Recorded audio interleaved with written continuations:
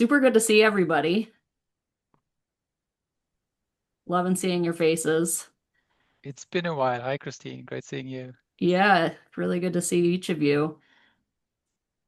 Do you guys mind just taking yourselves off of mute real quick?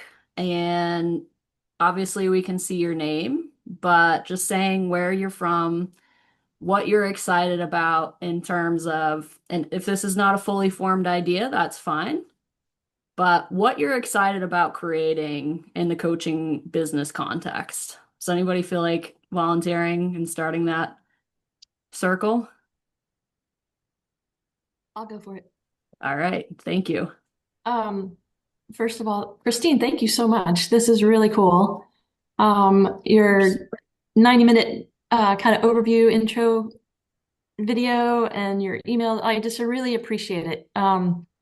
You can tell you're all in, and I know that there are comments on social thanking you and appreciating you for coming alongside various people. And um, I've been able to join a call with you and Timo, and but that's been several months ago. And I just appreciate your availability, your openness, and yeah, inviting us into this space to explore things together. So I'm Shannon, as you see. I live in Chicago, but I uh, relocate about 4 times a year to Colorado to assist in caregiving for my parents and just a change of scenery, and to be much more in nature than I typically am.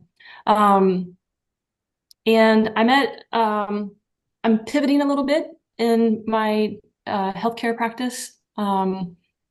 I've been adjunct staff with a local clinic, and I've more than fulfilled my commitment, and I'm, parting ways on good terms, and everything's cool. But this caught my attention because I want to explore possibilities, and I'm still entertaining the idea of partnering with a different clinic, very minimal hours per week, because I love the autonomy, the freedom of kind of private practice and just this one-to-one, and really helping others flourish truly, um, with an emphasis on health. And I heard at the beginning of the call you were a substance abuse counselor, and me too. So I love adding elements of recovery, of physical and psychiatric rehab, of holistic healthcare. Anyway, so without um, going on and on, I'm exploring possibilities and kind of leaning more toward that private one-on-one expansion rather than partnering with a different clinic. Cool. Thank you so much. And exciting to hear what you're excited about. Anyone else feel like jumping in? I can jump in next. My name's Justin. I'm in Jacksonville, Florida. So I'm currently running up my first mountain, charging up the mountain and not as fulfilled once I get to the top. So I'm excited to think about where the second mountain could be from a coaching perspective. My plan was always to go into business and then like retire into coaching. I thought it was sports because that's pretty much all I knew. But the more I think about it, the more I could have more of an impact, I think, with more one-on-one coaching and more life coaching. So that's what I'm excited about. Awesome. Thank you so much. Go Any- next. Kelly Perkins, Houston, Texas. Looking to help other people through burnout, and everything that I've gone through, realizing the corporate world isn't everything they tell you, and trying to pivot from that path and find my second mountain. With the help of a very, very pretty cat. He loves the camera. Awesome. Timo, Jorn, feel like jumping in? If you don't want to, feel free to wave me off. No worries.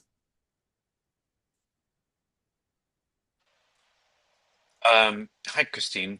Good to Yeah, it's see you. Timo. Yeah, you too. I'm in Seattle. Um, I'm grateful that it's not a scorcher today like it has been for the last several days. Scorcher for Seattle, that is. Um, I am not sure what I am trying to create in terms of coaching, but I am really resonating with anything involving enhancing my nervous system capacities and stacking functions that is simultaneously building and resetting, as it were. Like that is super meaningful to me. Cool. I really appreciate that just because basically it's really meaningful for me as well. So thank you for sharing that. Yeah. Okay, hi everybody. That's Björn. I'm based in Germany. The reason for me calling today or dialing in is Christine, we've met more than 1 year ago in Austin in the heroic environment, I'd say. And I've been passionate for coaching like all my life. And I don't say this lightly. It's like the first book I read in elementary school was Tony Robbins, which is kind of a strange literature. And I did my first coaching degree in business coaching about 15 years ago and got to know Brian Johnson more than a decade ago. And I'm I appreciate you, Christine, and the work you do. And when I read about neurodiversity, fear, I think there are so many important words in the correspondence we had. And I quit my corporate career about a year ago in order to help people flourish and to prevent people from the regrets of the dying.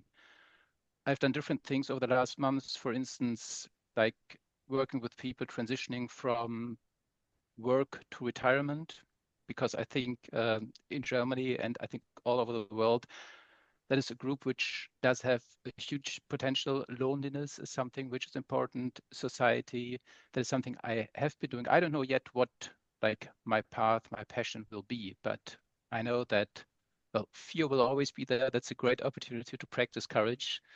And so today I'm here to just being interested and seeing what's going on and what my contribution will be. Awesome. Yeah, I find it useful to start expecting fear. Um, has anybody just real quick had a family member that likes to hide in the dark and jump out at them?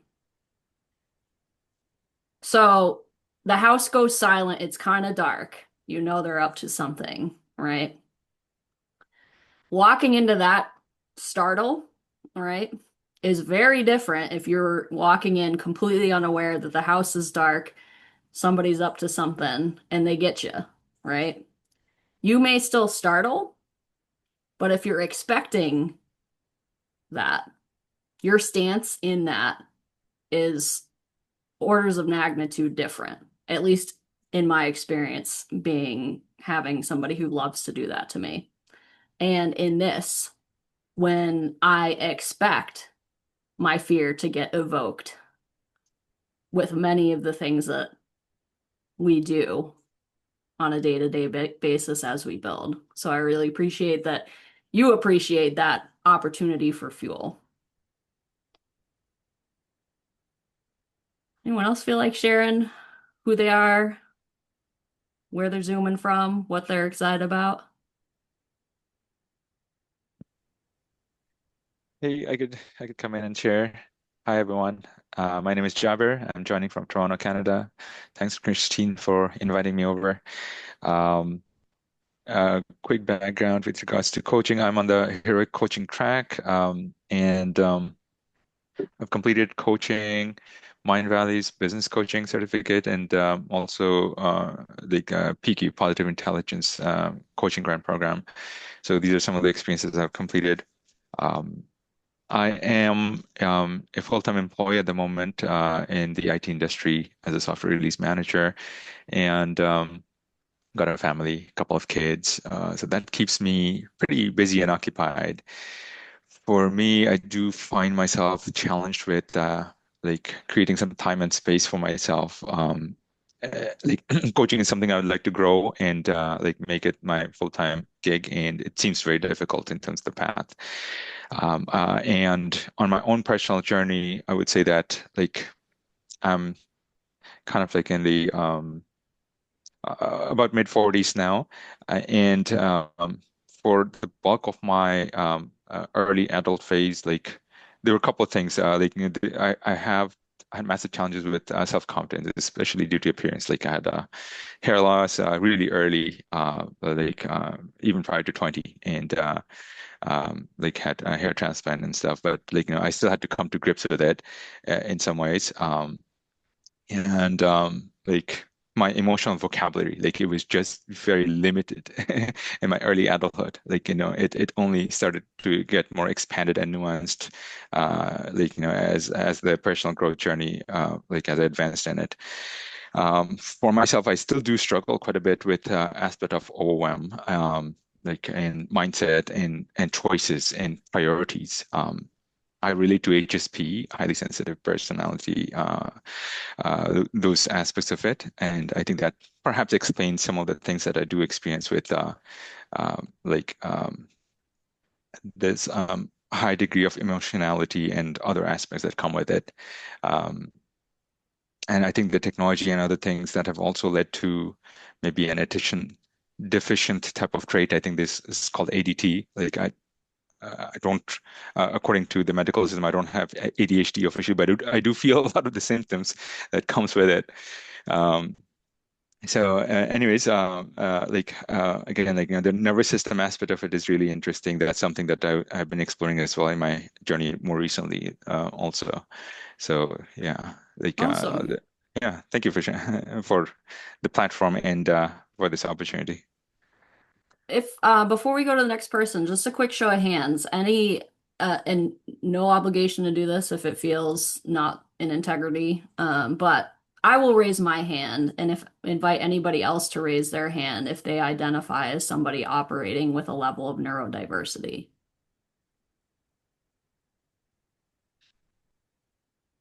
Cool. So we're not alone in that. And how do we create systems that honor that? I think is really the crucial thing that I've been thinking a lot about, right? And how do we use a felt sense when we find the technology aspects, the organizational aspects, the consistency aspects? None of what I think a lot of people approach me interested in potentially working together because they've seen me be consistent.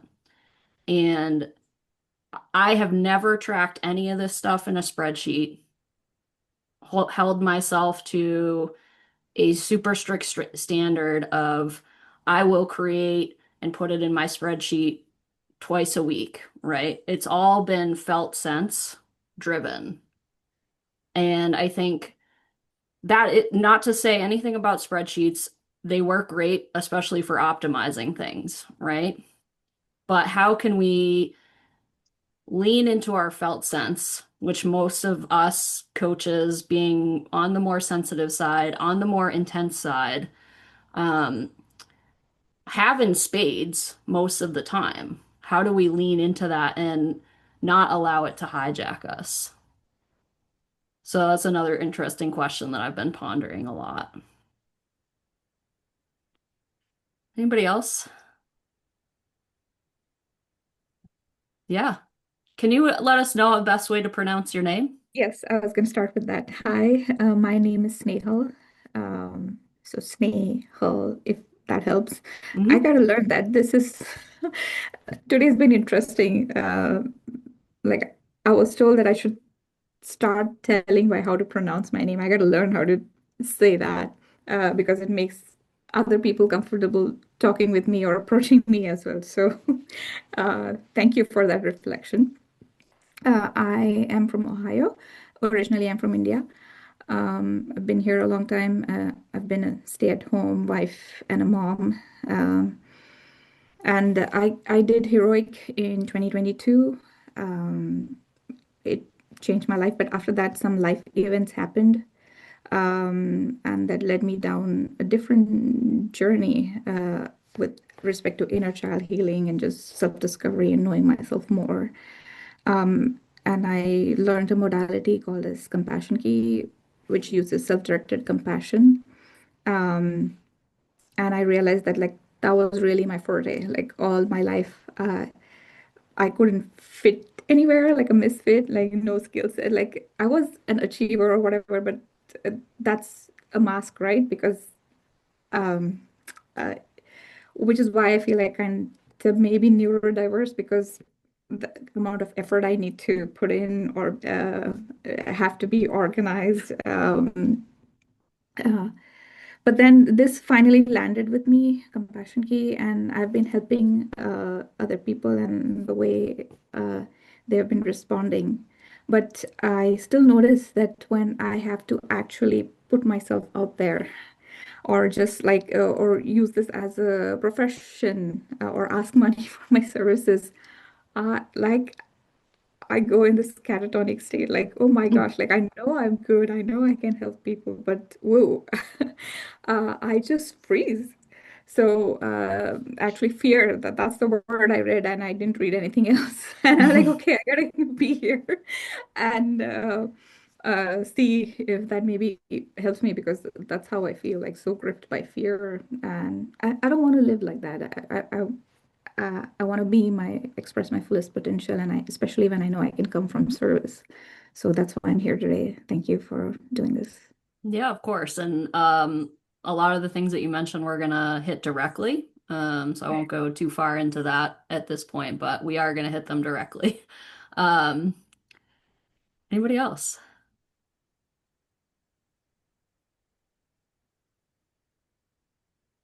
5 second rule.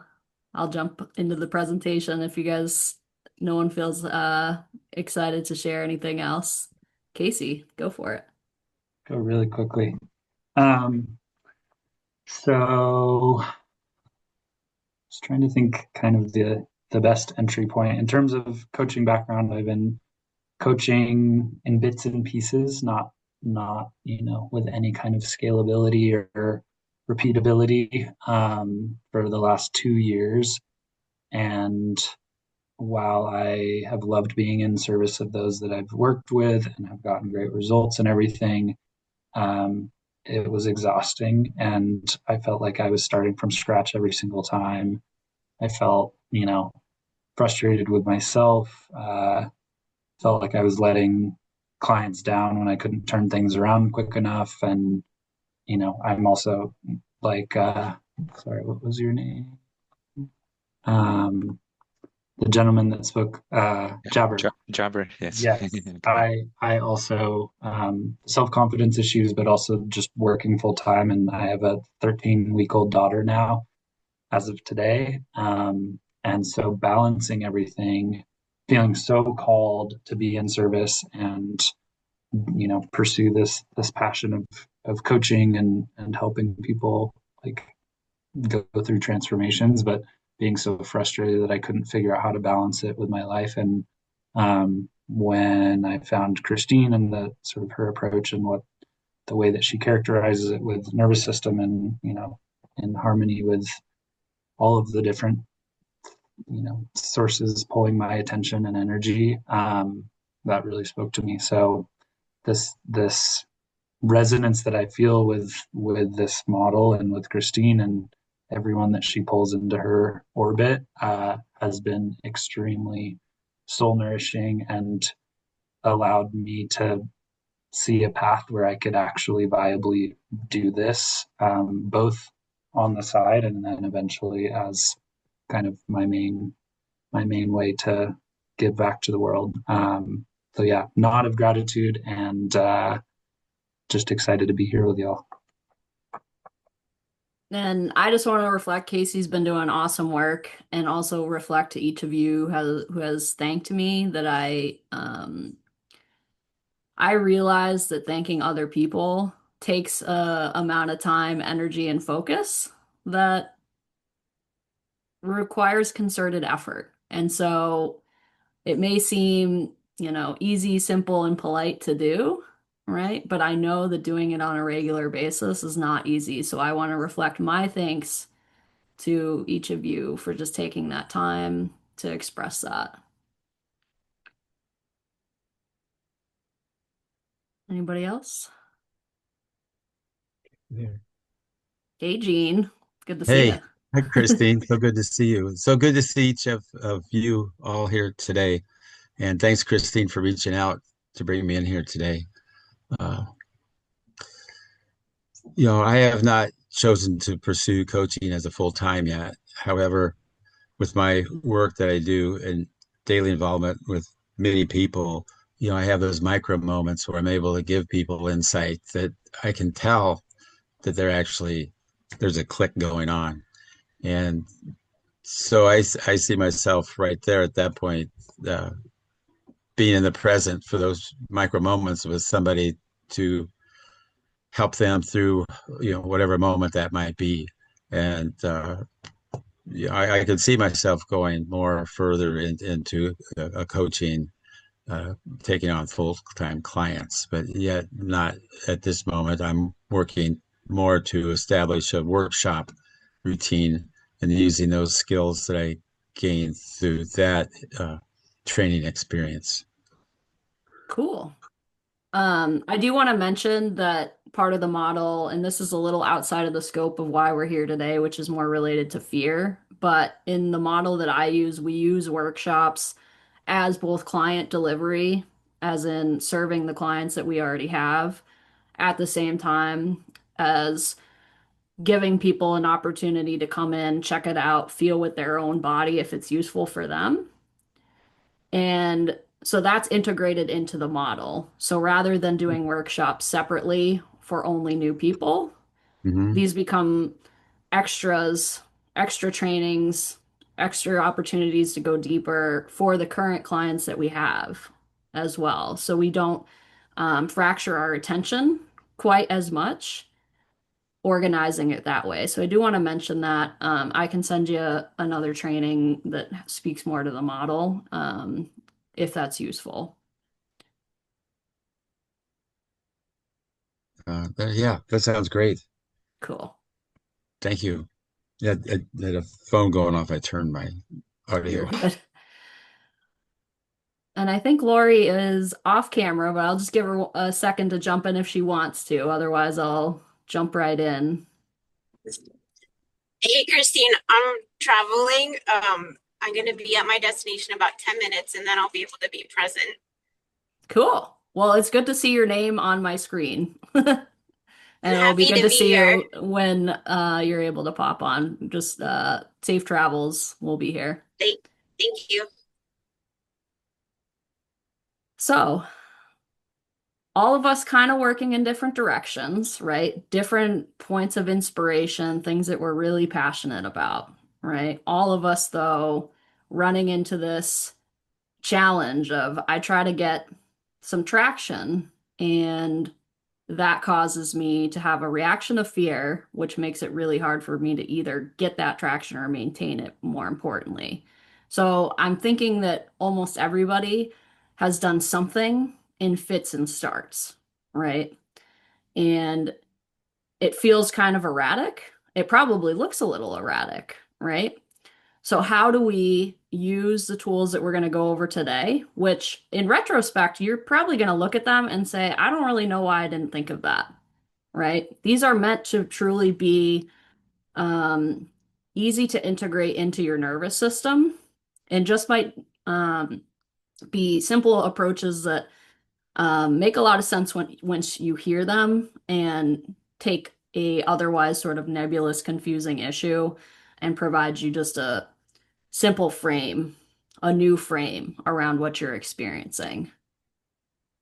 So, all that being said, I did drop in the worksheet that's associated with this. I'm going to go ahead and share my screen and we'll dive in. There are going to be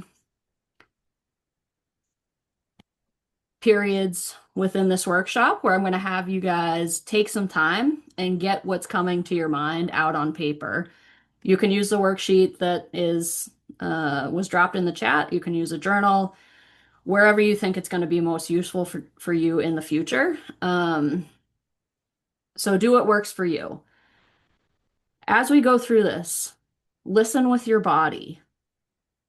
Things that are arising that click for you, take an extra moment, only a brief moment, to really connect with that sensation that you're getting in your body. This is making sense to my body. I'm responding, or I'm not. That's also important to pay attention to. But basically, anything I ever share with anybody, I try to encourage them to listen with their body because it is the tool that allows you to absorb orders of magnitude more information faster than your prefrontal cortex. So let's jump in. We are in the Fear Will Outlast You Build Anyway workshop, in case anybody was lost. I don't think anyone is. This is a piece of a model to build a chill, one-person, expertise-based coaching business. You might wonder why I'm emphasizing chill, right? I am not a chill person. I am a horribly serious person. Probably some of you might be able to rival me in seriousness, but I will give you a run for your money, right? And so how do we infuse that relaxed nature so that we can be in resonance with other people while managing that intensity? And I've noticed that a lot of coaches also have that intensity within them and find it a little bit challenging to manage, right? Everything that I share and communicate is meant to upgrade your nervous system, and it's basically disguised as a business model, right? One of the keys that you're going to need to develop along the way, if you want that chill one-person expertise coaching business, is some skill around fear management. So I'm breaking some of the rules, traditional rules in delivering online workshops, just because I really do want this to be a pattern interrupt where you feel free to shake up your expectations about what's possible in your business. And also just invite you to build the business that you actually want, not what you think you should want. Whether or not you're here for free, already in the Resonance Revolution, or you're listening to the recording, I'm showing up here today as if you were my client. That's how we work in the model that I teach. So if you feel inspired to jump into the conversation, what I'm going to outline today, I will be checking in at each juncture, each exercise we do to see if there are one or two people who want to share what's arising after each exercise. So if that's you, just feel free to raise your hand and we'll bring you off mute.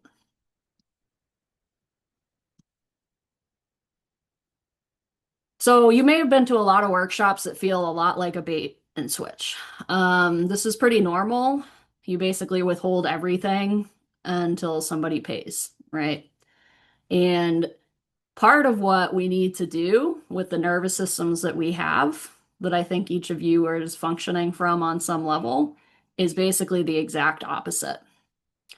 So I'm not going to use our time today to talk about my hero's journey because I just basically want to show you what I'm doing and what my clients do and what creates results around fear with as much transparency as I can. The reason I want to do this is because it's easiest to teach what we do. The easiest businesses are pretty meta. When I say meta, what that means is that there's no gap between what we're doing and what we're teaching. And this allows us to make doing work for us across multiple domains, which is something that we really need if we're nervous system challenged. What we practice becomes who we are, which I think each of you is doing in some form or fashion already. But we need to create something along that pathway that we can authentically offer to others. The fears that we conquer in this lay the foundations for our systems and our models that we can teach with integrity. Each step forward in this model serves multiple aspects of our business simultaneously. And I am going to make you an offer at the end of this workshop. And I'm telling you this up front because I know that some of you may have a sensation of resistance arise in your body when you hear that. As I mentioned, one of the things that I really encourage you to do when you're participating in something like this or consuming any kind of content is to listen to your body. So I just want to take 1 or 2 minutes to call us together for a couple of breaths so that we can more easily listen to our body. When I say listen to our body, what that means is what are the sensations that are going on inside of us? Perhaps it's that percolation upwards from your sternum into your chest. Perhaps it's the goosebumps that Brian talks about a lot as if it's normal, which is one of my favorite things that he does, because he is cueing all of us to tune into our body. And he's taking 1 second there when he gets his goosebumps to let us all know that he's having those. So let's just take a second to clear that space for ourselves so that we can access it. If you have the comfortability to do that with us, feel free to just close your eyes. If not, you can keep your gaze low.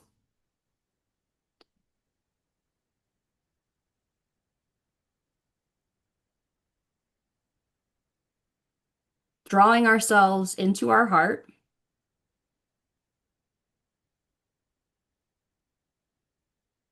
Drawing ourselves to our breath.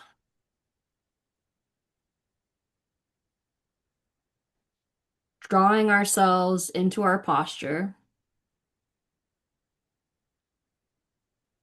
Becoming aware of the repetitive thoughts, the repetitive sensations that are circling in our mind. We don't need to do anything with them.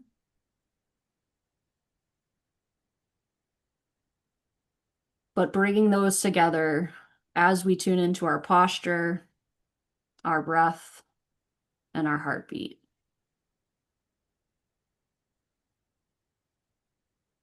Deepening that, pulling the breath down to our toes, returning to our mental space again and again to get clear about what the repetitive thoughts are in our minds.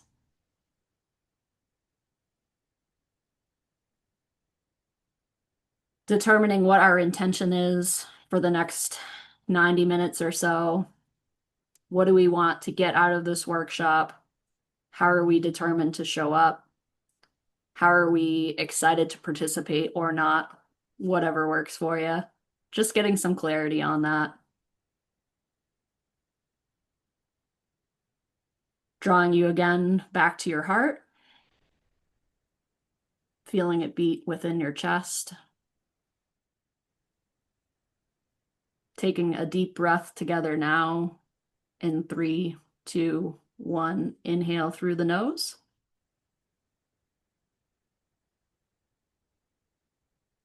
Hold at the top. And exhale.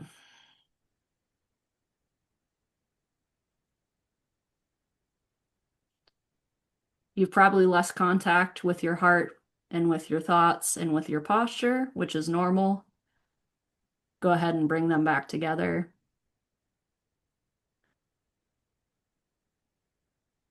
Take the breath that you need, whether that's deep, shallow, relaxed, in a certain cadence. And when you're ready, go ahead and come on back to us.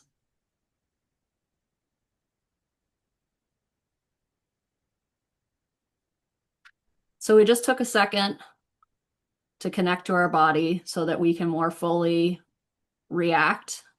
Well, first feel and then react to how the information we're going through today is interfacing with our body. So I mentioned an offer. I want to tell you why I'm telling you about that now. Some of you may hear that and leave, and that's totally okay. Part of the model that we are working towards is offer driven. That's one of the reasons it's efficient, in that we don't shy away from making offers. We actually enjoy making offers. And you're probably thinking, well, I would love to make offers on the theoretical level, but it really freaks me out, right? So that's what we're going to be working on today in targeting. One of the things that can really help us manage the fear is to understand if we're creating offers for other people that are really full of friction. Because if they're full of friction for other people, they're very full of friction for us, most likely. So the offer I'm going to make you is probably one of the lowest friction ones you've heard, at least lately. It will involve $1 and 2 weeks of your time so that you can feel into the difference or not. And if you don't want the offer, that's totally cool too, because either way, you're going to walk away with some ideas about how to diagnose your fears and multiple answers to what you might do with all of that fear. The offer exists, and this is a piece of information that has really helped me think about why it is important to have community around this. And that is, on a daily basis, you're consuming up to 950 trillion bits of information on a daily basis, whether or not you want that. That's just what it means to live in 2025. At the same time, you're asking yourself to create a business that doesn't exist yet, based on an idea and an inspiration that you have, in an industry with an 82% fail rate within 2 years, in the landscape of 950 trillion bits of information per day. And then you're wondering, why am I so freaked out and why can't I make progress on this? And it makes total sense that most people are having challenges with that. One of the most nefarious pieces of points in business models, is having a level of codependency. So trying to get people to do something specific, having a really strong attachment to outcomes, or trying to convince somebody to make a certain decision. When you guys are experiencing fear, getting out there, making offers, and talking to people, part of that is because you are very white-knuckled around the outcome. You're hoping to engineer the situation in a way that creates an enormous amount of pressure on you and for them. This creates a lot of stress and volatility. So this is why you see yourself going in fits and starts. If our emotional experience relies on somebody else doing something in a certain way, we will inevitably be disappointed, and our nervous system will get hijacked by that. Life is very unpredictable, and the people that you engage with have their own values, their beliefs, and their own timelines. So in this model, we really avoid engineering codependency into any of the strategies or tactics that we use. In addition to this being a volatile emotional experience for you, codependence will not scale. Meaning, once you try to get outside a couple of clients and a couple of events, if you have codependency engineered into your business, it's going to be very hard to go past that upper limit, because you will become the bottleneck. Your emotional tone will become the bottleneck. You're going to sense instinctively a contradiction between what you want from life and what your business model is directing you towards. That's going to make you feel like something is really off here. Your energy is going to become very drained very quickly, because you'll be managing that tension around the model you're using and whether or not it truly actually funnels you towards the life you want. Everything that I teach is centered around freedom and choice, not attachment. And I think it's really easy to say that, but we also need to create systems, offers and marketing that revolve around that idea, that we are consistently moving ourselves away from codependency. We're focused on increasing resonance, not feeding scarcity. And all we're seeking to do day after day, interaction after interaction, is create more resonance, more alignment. One of the most important things I ever figured out about creating a coaching business is that it actually represents your next stage of personal development. If you have consciously chosen, you have to recognize that it will inevitably bring up everything that you need to face in order to get to that next level. In that moment, it is so hard, but so critical that you maintain a connection to the reality that what is emerging for you is actually what you need. And I do understand this is very hard to do on a moment-to-moment basis. So just hold that as an intention.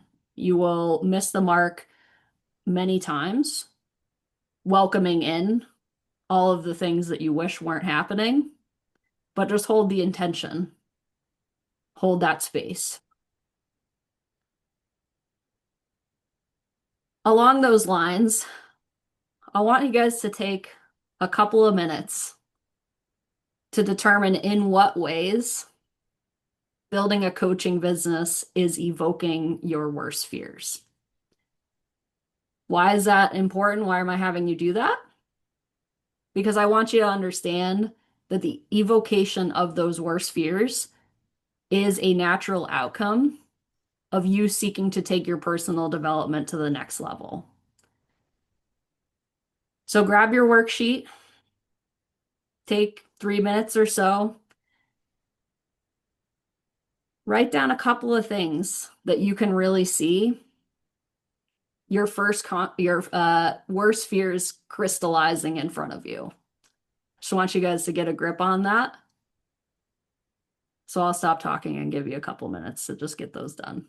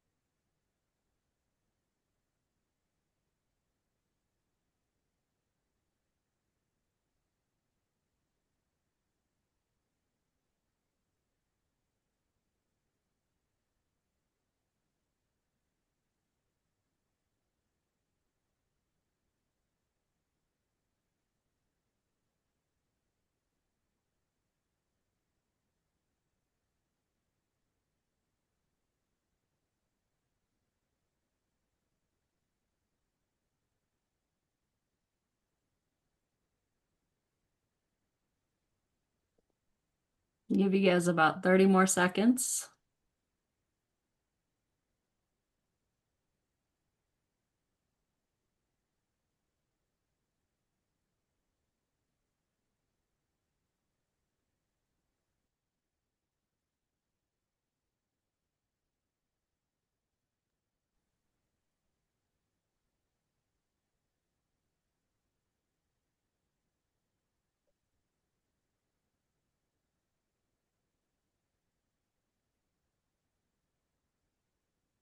So I wanted to open it up just if anybody, and I realize that perhaps no one is excited to share this. That's totally fine as well. But before we do that, what I really want to point out is you have a list of your fears that are being evoked through this. These represent that person in your family who likes to hide in the dark and scare you, meaning they will always be doing this. Their strategy and tactic might change, but these fears are going to continually be evoked, right? There's a temptation to look at your list that you have in front of you and say, once I conquer these, it's really going to be smooth sailing. I would love that for you and me. Over time, though, it is way easier to get into the stance, again, of expecting these fears to be evoked. Anybody want to share, though, currently what the greatest fears are?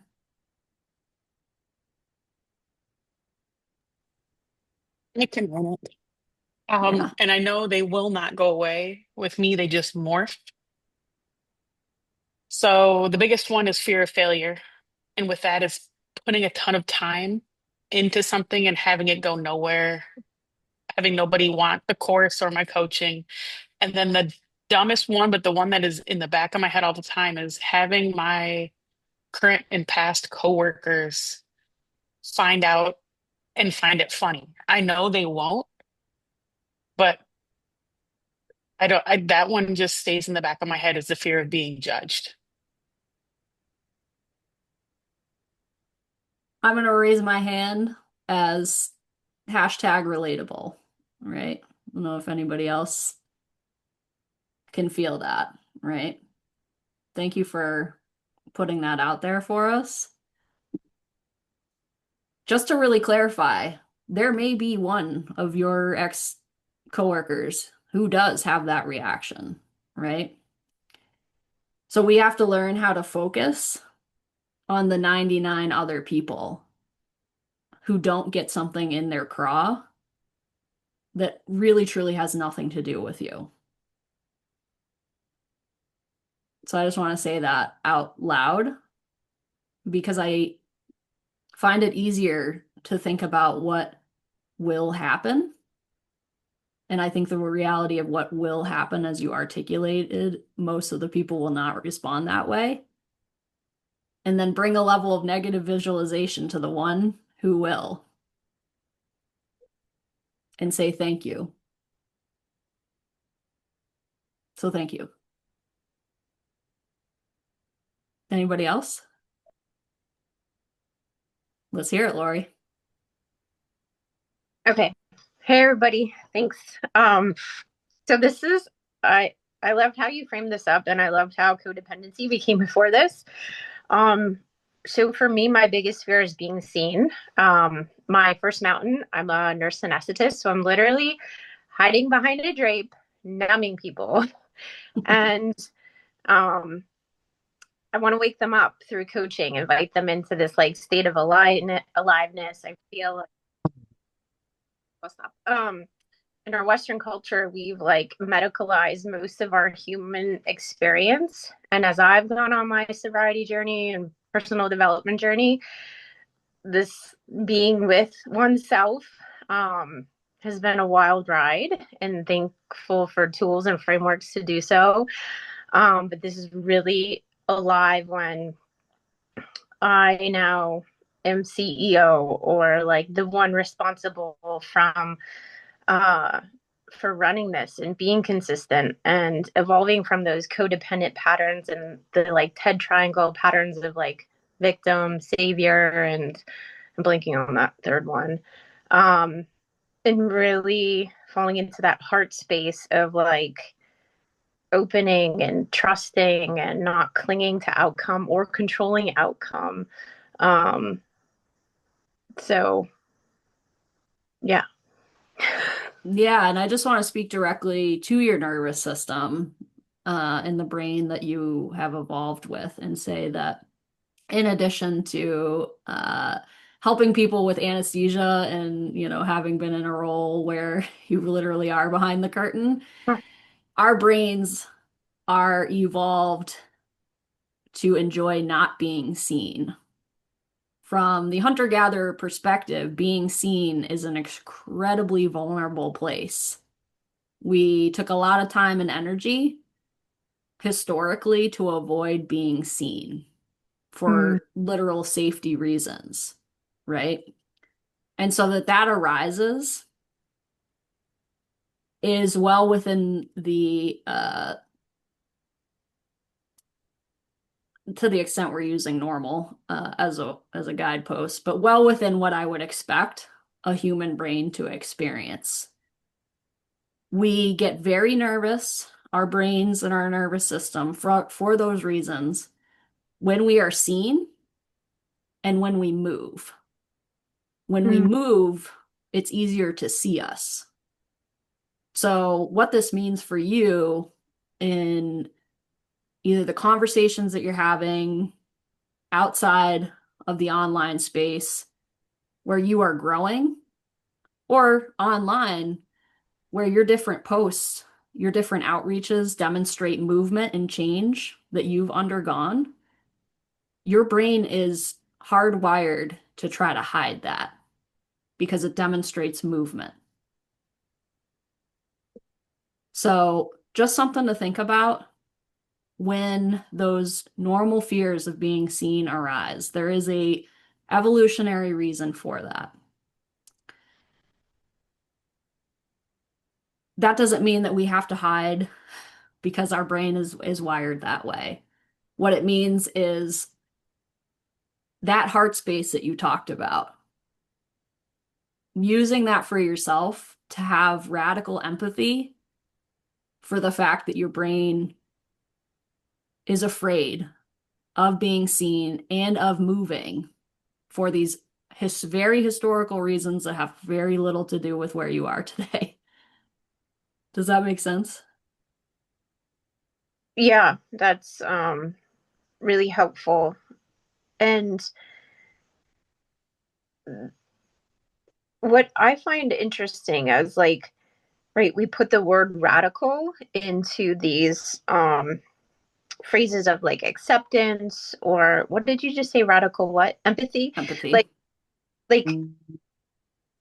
why does everything have so extreme, right? Like, can it just be acceptance? Can it just be empathy? Can it just be like, why do we have to Yeah, and I think that's a valid question. For me, those extra miles help me deepen, right? But if for you, they don't help deepen, I didn't see it that way. That helps. I don't think you should feel obligated to use them at all. What Right. we're seeking to do is to create to use whatever mechanisms, whatever language resonates with your brain and allows you to deepen into the idea or framework.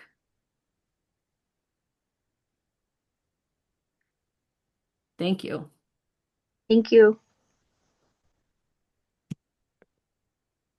I'd like to, if you talk about radical, I'd like to add a take. You're talking about reframing and the framework.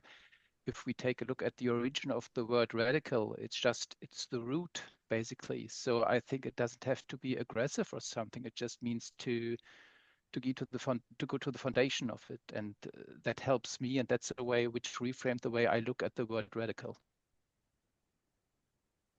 Thank you. Appreciate that. I think I had heard that somewhere and completely went out of my brain. So we've connected with the fears, right?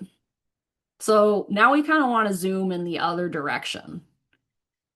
The question becomes, do you have a reliable way to connect to inspiration and then document and act on the insights, on the inspiration that I have no doubt is coming to you on some kind of regular basis? Because if we don't have that regular access to insight and then a process to document that insight and take action, doing this work for any length of time is pretty scary. We're disconnected. In that scenario, we're disconnected from the fuel and the fire that inspiration and taking action on inspiration can create for us. So what we want to do is use grit and willpower, yes, but having reliable ways, again, to document inspiration and take action allows us to make this easier. One of the wisest things anyone told me in the last couple of years was something to the effect of, Christine, you don't have to build your business on hard mode. When somebody, I haven't, disclaimer, have not climbed Kilimanjaro, but I do not suspect that when they're sitting at base camp, they're spending a lot of time thinking, how can we make this harder? They're thinking, this is already going to be challenging. So how do I make things easier along the margins? One of the ways that we can do this is having a protocol around connecting to our inspiration, to our purpose. Then bottling that feeling and re-accessing that on a regular basis.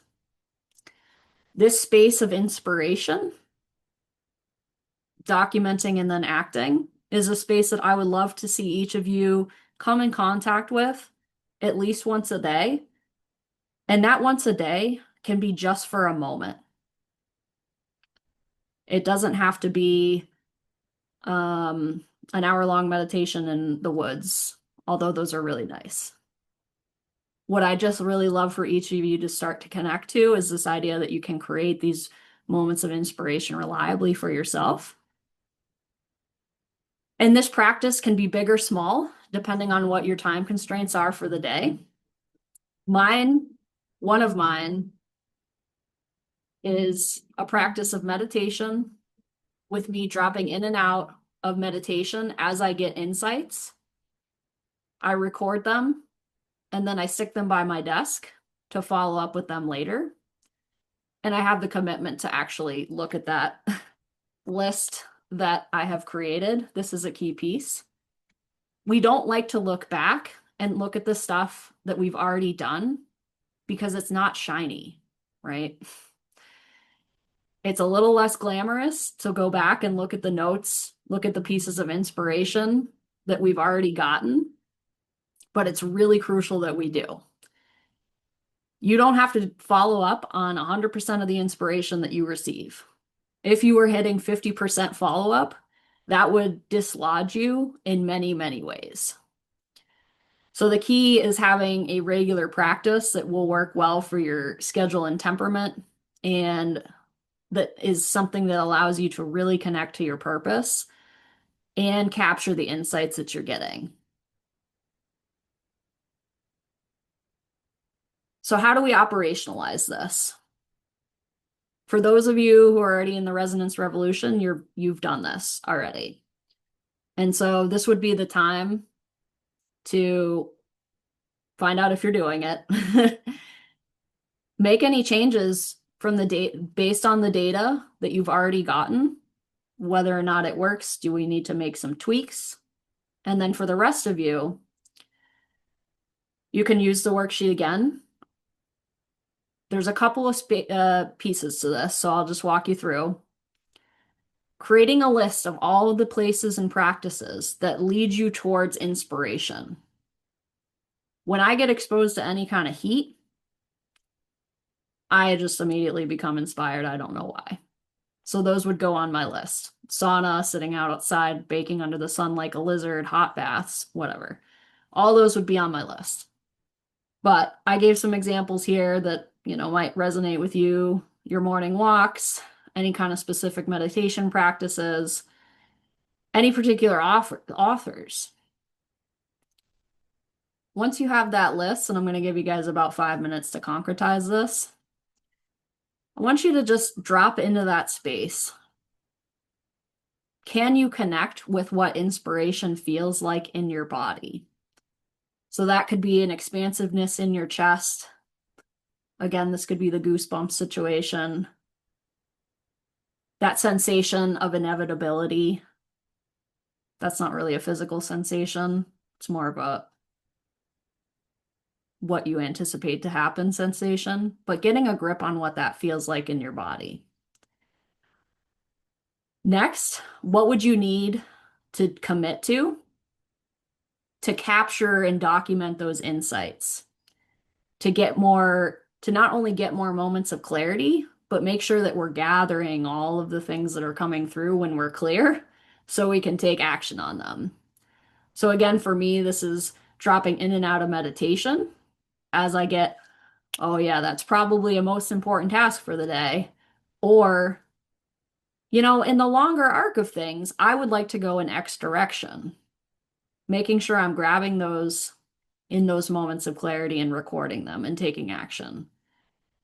So take a couple of minutes to complete these steps and bring yourself to those places to the extent that you can, knowing that you are not in those physical places or doing those practices right now.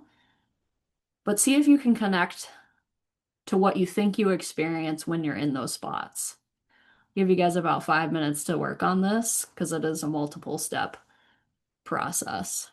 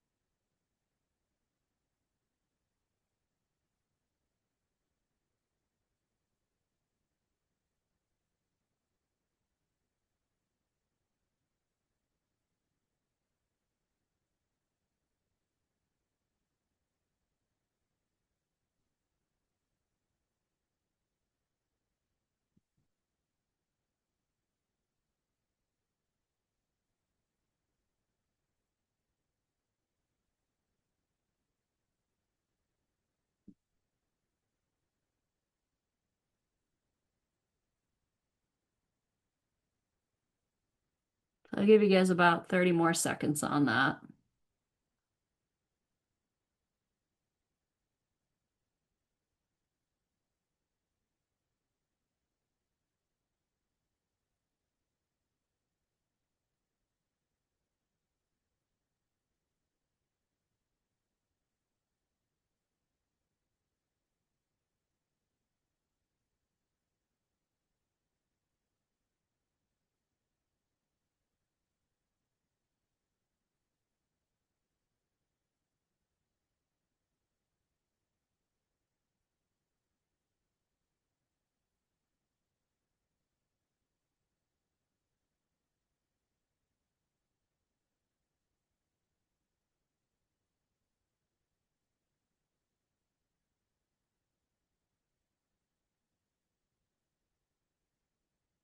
So I would love to hear what you think this might look like for you. Before I do, just to remind, we're creating this practice for ourselves, knowing and expecting that there will be fear along the way. So the person who is on a regular basis connected to that inspiration, their experience in that fear process versus somebody who has no regular connection to their inspiration, those two people's experiences are going to be significantly different. The heaviness of your experience is going to impact how quickly you can move, how confidently you can move, how much you can get done, how much you enjoy the process along the way, which Fun is very important in keeping our momentum going. Not to say that this is all rainbows, but we do have to create a sensation of fun on a regular basis for fuel. So does anybody want to jump off of mute? Yeah, Timo. Hey, Christine. First of all, I want to clarify something because I have the sense that there's a couple different ways to see inspiration. One view of inspiration, for me anyway, is like I'm inspired, I'm excited, I'm motivated, I have energy around something. Another version of inspiration is, and I think you also used in this description insight. Another version of inspiration for me is like I have ideas, I have sort of more creativity oriented. And I have the sense that you might mean both, or maybe you more mean the latter. So I'm a little curious about that. What I will say in terms of the things that help me in one or the other regard, but maybe more the ideas is if I'm not listening to podcasts, if I'm allowing my mind to sort of wander, um, and sort of make connections that I didn't see when I'm fixated on a particular like train of thought or whatever.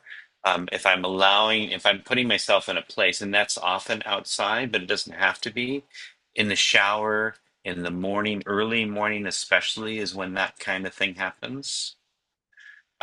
Inspiration for me in the sense of like having hope and energy.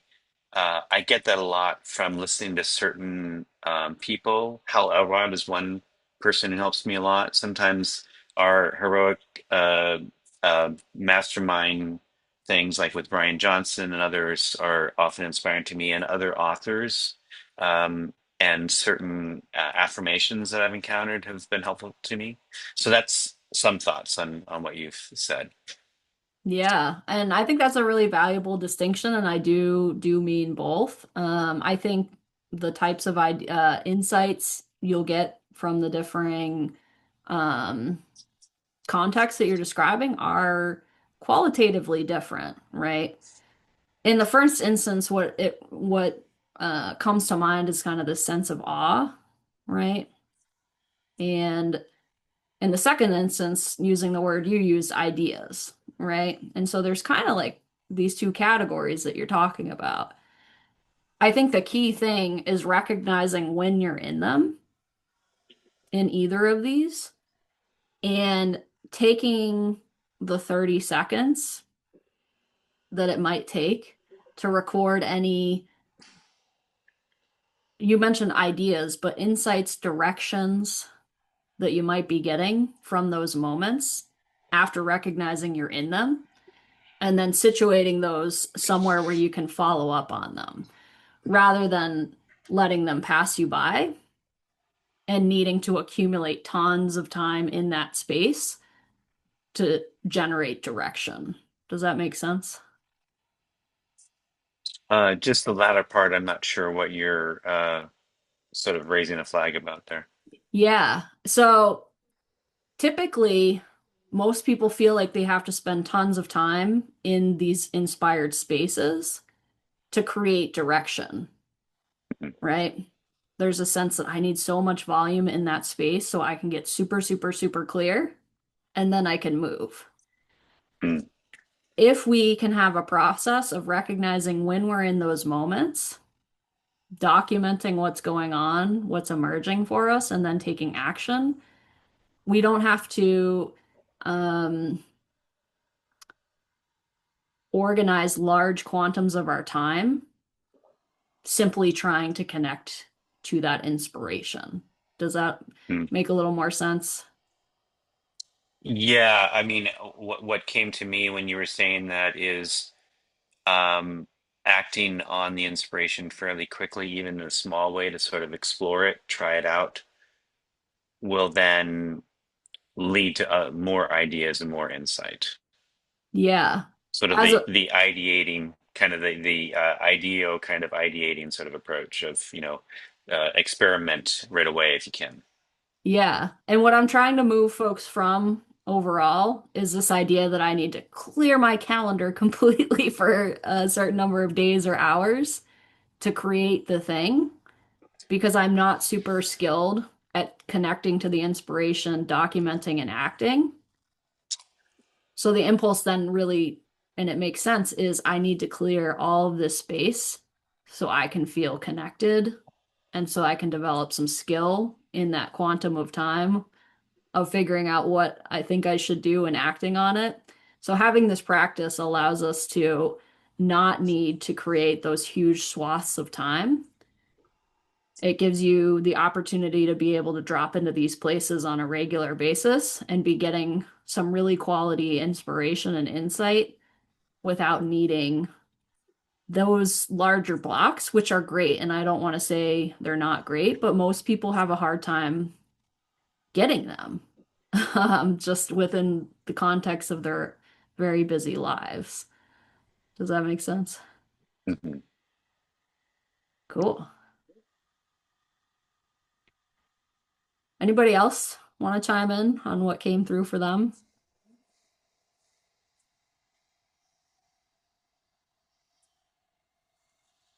Yeah. Sure, I can share some. Well, if we take this three-step approach, first of all, I think I wrote down routines, practices, and gifts. So when it comes to places and practices, for instance, I do write morning pages every single morning, and afterwards I do have an AM journaling bit in which I have one great goal and three today's targets. So that is something which directly flows out of the practice, the routine. And then there are practices like, for me, it's cycling, walking, hiking. There are tons of them which I don't do every single day, but I know that if I do them, there's something for me in it. And the third gift would be like when I'm in a coaching session and I witness somebody's breakthrough or success, or I get the feedback, that is something which inspires me to a great extent. And then I thought there is like, first of all, like, how do I feel? Like there are two maybe opposing, but well, very helpful feelings. One of them is more calming down and being relaxed. Like something like relax, you're doing great. So I don't have to be that anxious as I am sometimes. And the second one is more energizing. So which leads to action. And that plays well in many things. And when it comes to capture, commit, and collect, that works quite well for the routine, but for the practices, it's not dialed in yet perfectly. And I try to reduce it to the max because if I write it down, that is one thing, but like committing to action, how can I make this item actionable? That is something where I can become better because in order to close the loop, I have to do the action. And sometimes I have too many things written down, and then it's the choice. So I try to simplify this, and by limiting the specific commitments, make it more probable to really get into action. Yeah, and again, I just want to say super relatable. Um, Getting all of those ideas, those inspirations, those possible pathways is a gift, but it does introduce a level of tension vis-a-vis all of our other obligations. And that's actually where we're going to go next, is how do we handle these paradoxes that arise between what we see ourselves being able to do, the vision that we have, and the reality, the environment, the other responsibilities, other things that we truly want to do. How do we balance that? So let's just segue over into that area. So you're going to get pulled in multiple directions. If you are connecting to your moments of inspiration, savoring them, documenting all those insights, you're going to see all these little pathways emerge, right? So when we get pulled in multiple directions, that's okay. We just really need to make what's happening as conscious as we can. So skills around synthesizing, because if we don't, by the way, this is another vehicle by which fear can really take hold, right? Because we see all this inspiration that we have, we don't quite know, have a good, sorry about that, guys. I just got pulled out of my screen. Having a good way to synthesize all that and hold consciously all the paradoxes that arise, fear will take root because of that tension. So it's normal to feel that sense of awe and amazement around the gravity and the intensity of what we might envision or what we might want to build, while also realizing the very real fact that you might not have time for all of that quite right now. Having the ability to hold these paradoxes consciously is a superpower. Being able to hold simultaneous conflicting realities in mind consciously is a strategy to reduce fear. Your immediate reaction might be, that sounds really overwhelming, but having a skill in this area allows us to reduce and cut all of the tension that comes from having all of these paradoxes at play, which are going to happen to you whether or not you choose to make your inspiration conscious. We want to make sure that we stay present in these paradoxes so that we can get the flexibility and the empathy and the resilience so that fear doesn't take over and we don't lose function. One of the quotes I really like a lot around this is F. Scott Fitzgerald. The test of first-rate intelligence is the ability to hold two opposed ideas in mind at the same time and still retain the ability to function. There is a little bit of a trap here, though, for those of us who like, dystopian fiction. Doublethink, which you may have come across in 1984, which is defined as the power of holding two contradictory beliefs in one's mind simultaneously and accepting both of them. These might look pretty similar on paper. Healthy paradox holding is conscious. You're aware of both realities, you let them inform each other, and you choose your actions with integrity. Doublethink is often unconscious or coerced, so you suppress whichever reality is not convenient for you at the time in order to avoid that fear, that conflict, that tension. And that will over time erode your ability to have clarity in a consistent way. Most of the time we're functioning in doublethink. A great example of this is, have you ever advocated for sustainability while making unsustainable choices? I have. This is an example of doublethink. And we get locked in a state of fear and of paralysis because we're not having the time, we're not creating the time to look at the multiple realities and the competing demands and then act with integrity. That creates a lack of self-trust. Lack of self-trust is another vehicle for fear. This type of fear is usually not the type, or at least at first, that wakes you up in the middle of the night. Because we, as I mentioned, are really good at doublethink. Over time, though, it does create a compounding sense of tension which is associated with a much deeper sense of anxiety around how you can move forward and what you might do. So we spent a couple of minutes connecting to the visceral inspiration. We also need to look at the other side of that coin. These are the unacknowledged fears around launching or growing your business, which will impose on what you otherwise want from your life. I call these joyful constraints. Feel free to use language that's good for you, but this is simply a list of all of the things that you are not willing to do in pursuit of your vision. Stephen Hayes says, take completely in the moment without defense, what you are not willing to do, even if it makes you grimace a little. You can always decide to revise these later, but how can you identify these joyful constraints, all of the things that you're not willing to do? How can you keep those very close while also getting as much as possible of what you are willing to do? Keeping these again close and updated consistently will allow you to have the freedom to see all of the ways and all of the things that you are willing to do. This balance between our vision and our boundaries, who we actually are as people and what we truly want, creates there's a typo in there, but it creates a larger pathway forward for us than you might think.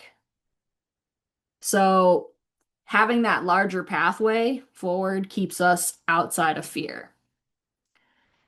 So I want you guys, and again, if you're in the Resonance Revolution, you've already done this, but if that's you, take a look at your list because you've been doing some things up until this point, and it may be time to revisit that list, revise that list, add, subtract, whatever makes sense for you. But for everybody, create a list, 3 to 5 things, more if you want to, of things that you are not willing to do in pursuit of your vision. I have put mine up for you to see. These are mine here. There's 1, 2, 3, 4. They don't have to be along these lines, but just take a few minutes to identify what you are not willing to do in pursuit of this.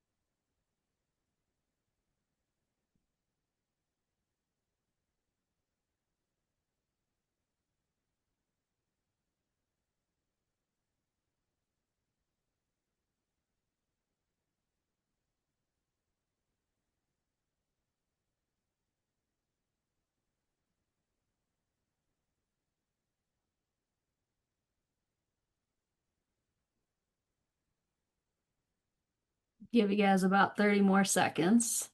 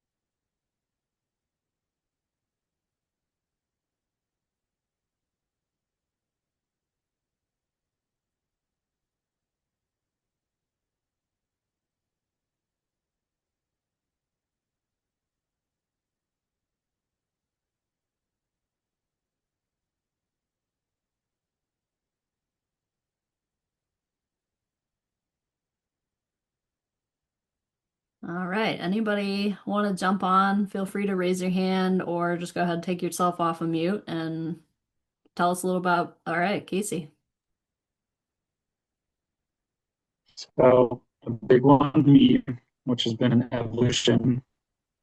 Um, I think first and foremost is now that I have a 13-year-old daughter, this was already the case with my wife and I, but now that I have a 13-year-old daughter, it is expanded, but not willing to negatively impact my family's sense of my presence. So any kind of inkling of absence or distraction from, my family being my number one focus, and the felt sense of safety and security, um, that I intend to provide with, how I'm allocating my time, how I'm protecting my energy. So I think that's my number one. And then the other piece, and this is the piece that has been an evolution for me, which would not be surprised if others on the call can relate to, but um, undervaluing myself. So not giving away services for free or for less than I'm worth because of a story that I have that, it's in service of others or it's the right thing to do for those in need that I can help in this context. And I think lots of coaches, because they're service oriented, probably have that tendency, but that is, I'm not going to say that I overcame that or that this is a, hard and fast boundary that I'm great at setting all the time, but it is definitely part of my intended evolution is to not undervalue or undersell myself. Cool. I think that is super relatable and don't feel like you got to take this if it doesn't work for you. I think it is important that we disconnect our sense of self-worth fully from all of this, frankly, because of the codependency that it will otherwise introduce. To mitigate that, what has worked really well for me around pricing, what is it going to take to focus somebody's attention, right? Obviously, you got to connect that to what you need as well. But I think if we go too far in the giving everything away for free, or I need to charge X in order to validate my self-worth, either way, those pathways do introduce codependency. So how do we focus, use our pricing as a focal point rather than an avenue of either of those codependent directions? I don't know if that's helpful to anybody, but I truly have had a lot of spaciousness arise when I think about what is going to focus somebody's attention paired with what I need, right? I appreciate you sharing that. And you said 13-year-old daughter. You meant 13-week, right? Oh, sorry, 13-week-old. I Yeah. was like, well, that was fast. Sorry, No, you're 13 week. good. Yeah. But it just I think for anybody else who might be observing, there's a pretty serious difference about the demands you might be facing. I mean, 13-year-old kids are probably not easy either, I would think, but a little bit different of a challenge. Yeah. Cool. Appreciate it. I think those are great reflections. Definitely said than done, but yeah, the code. Yeah, it's iterative. So far we've talked about our greatest fears, how we might reliably connect to inspiration, how we might healthily hold the paradoxes that are arising in our pursuit of this. So I think at this point, it's safe to say that we're okay to start creating some value, assuming we got some of these things locked in, right? But where do you even start with creating value, right? This is another pathway of fear. I feel 100% comfortable guessing that each of you is walking around with a very full head of tools. You are essentially like a pack rat coach hauling around every single tool you've ever collected, and you've got a very heavy backpack. I feel really comfortable guessing that. If that's not you, I apologize. I'm not trying to pigeonhole you. I just haven't actually come across a coach who isn't like that yet. So, having the humility to know that that is a lot to carry. I think we all know this intellectually, but I just really want to hone in on working memory. Our working memory and our brain overall has some pretty significant limitations. And we also have the ability to become aware when we have surpassed that limit. Classically speaking, the research has stated that you can keep 7 plus or minus 2 chunks of information in your mind, in your working memory.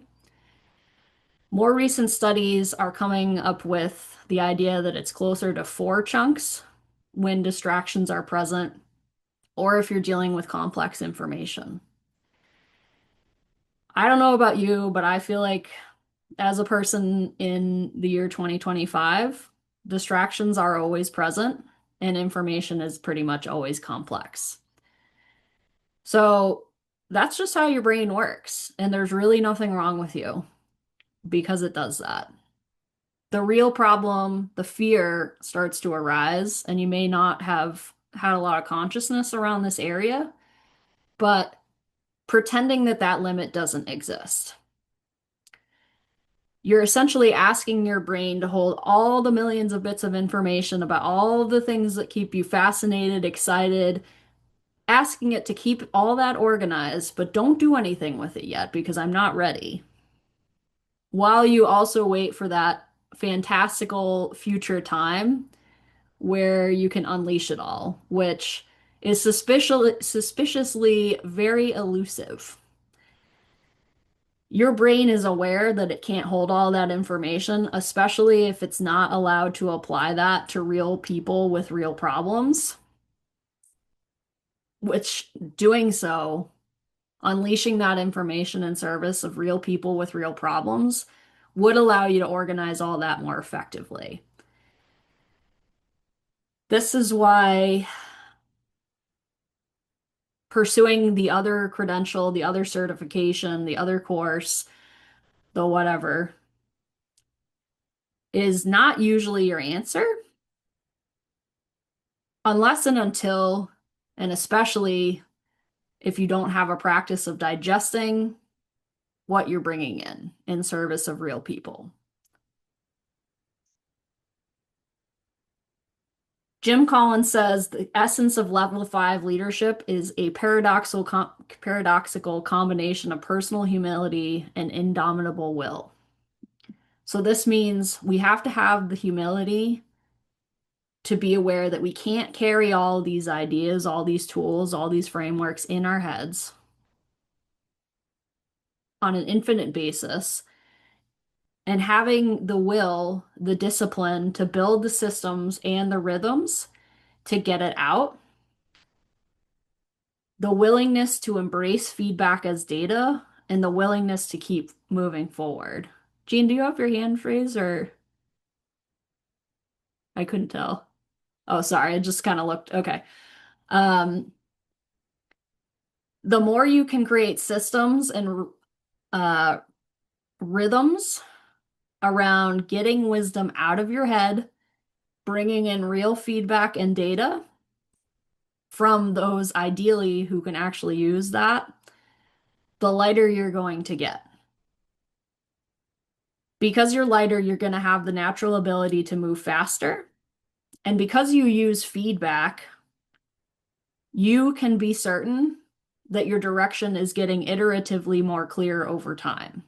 because you have used feedback. So, what do you want your sharing cadence to be?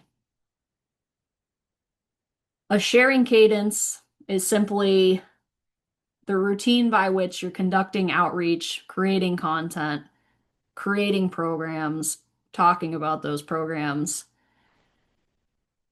This is a great way to think about content creation, right? If we're sitting there thinking, I need to create a course, it's very normal that your brain goes blank and you cannot figure out what anybody could possibly need. But if you have a rhythm designed around releasing some of these great ideas, these moments of inspiration into the world as a way to relieve the tension your brain experiences when it is otherwise trying to hold all those chunks of information in your brain. If you have a rhythm around that,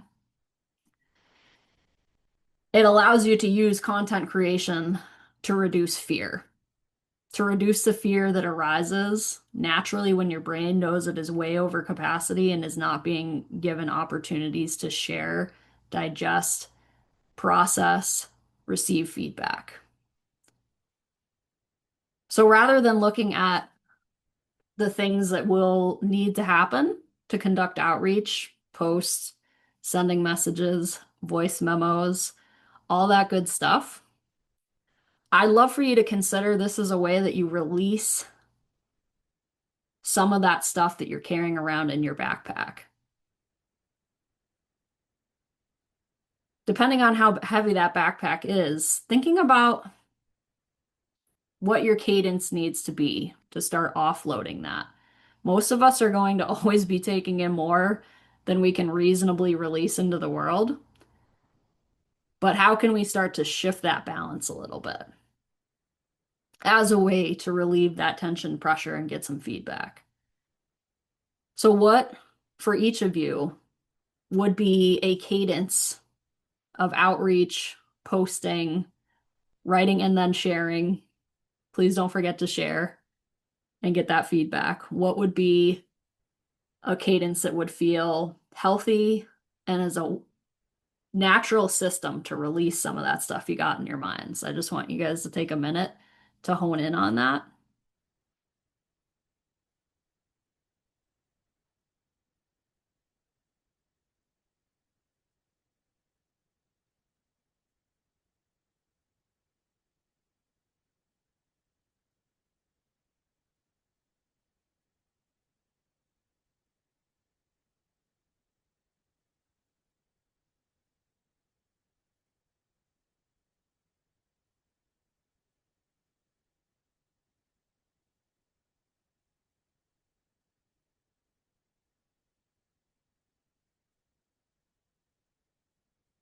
And as you think about that, just really feeling into this as the opportunity, again, to release that, to get the feedback, to get the data. Not as the thing that we have to do, because we understand that we have to be talking to people for them to know what we're about, but as a way to truly start to lighten that backpack.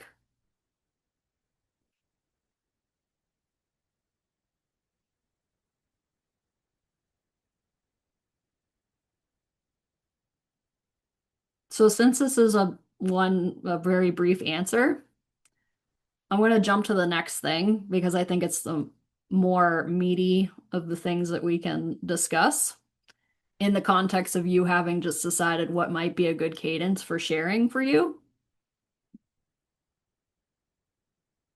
Creating a virtuous cycle of creation, we want to have a pathway that looks something like inspiration into creation, into sharing, into feedback, and then starting again.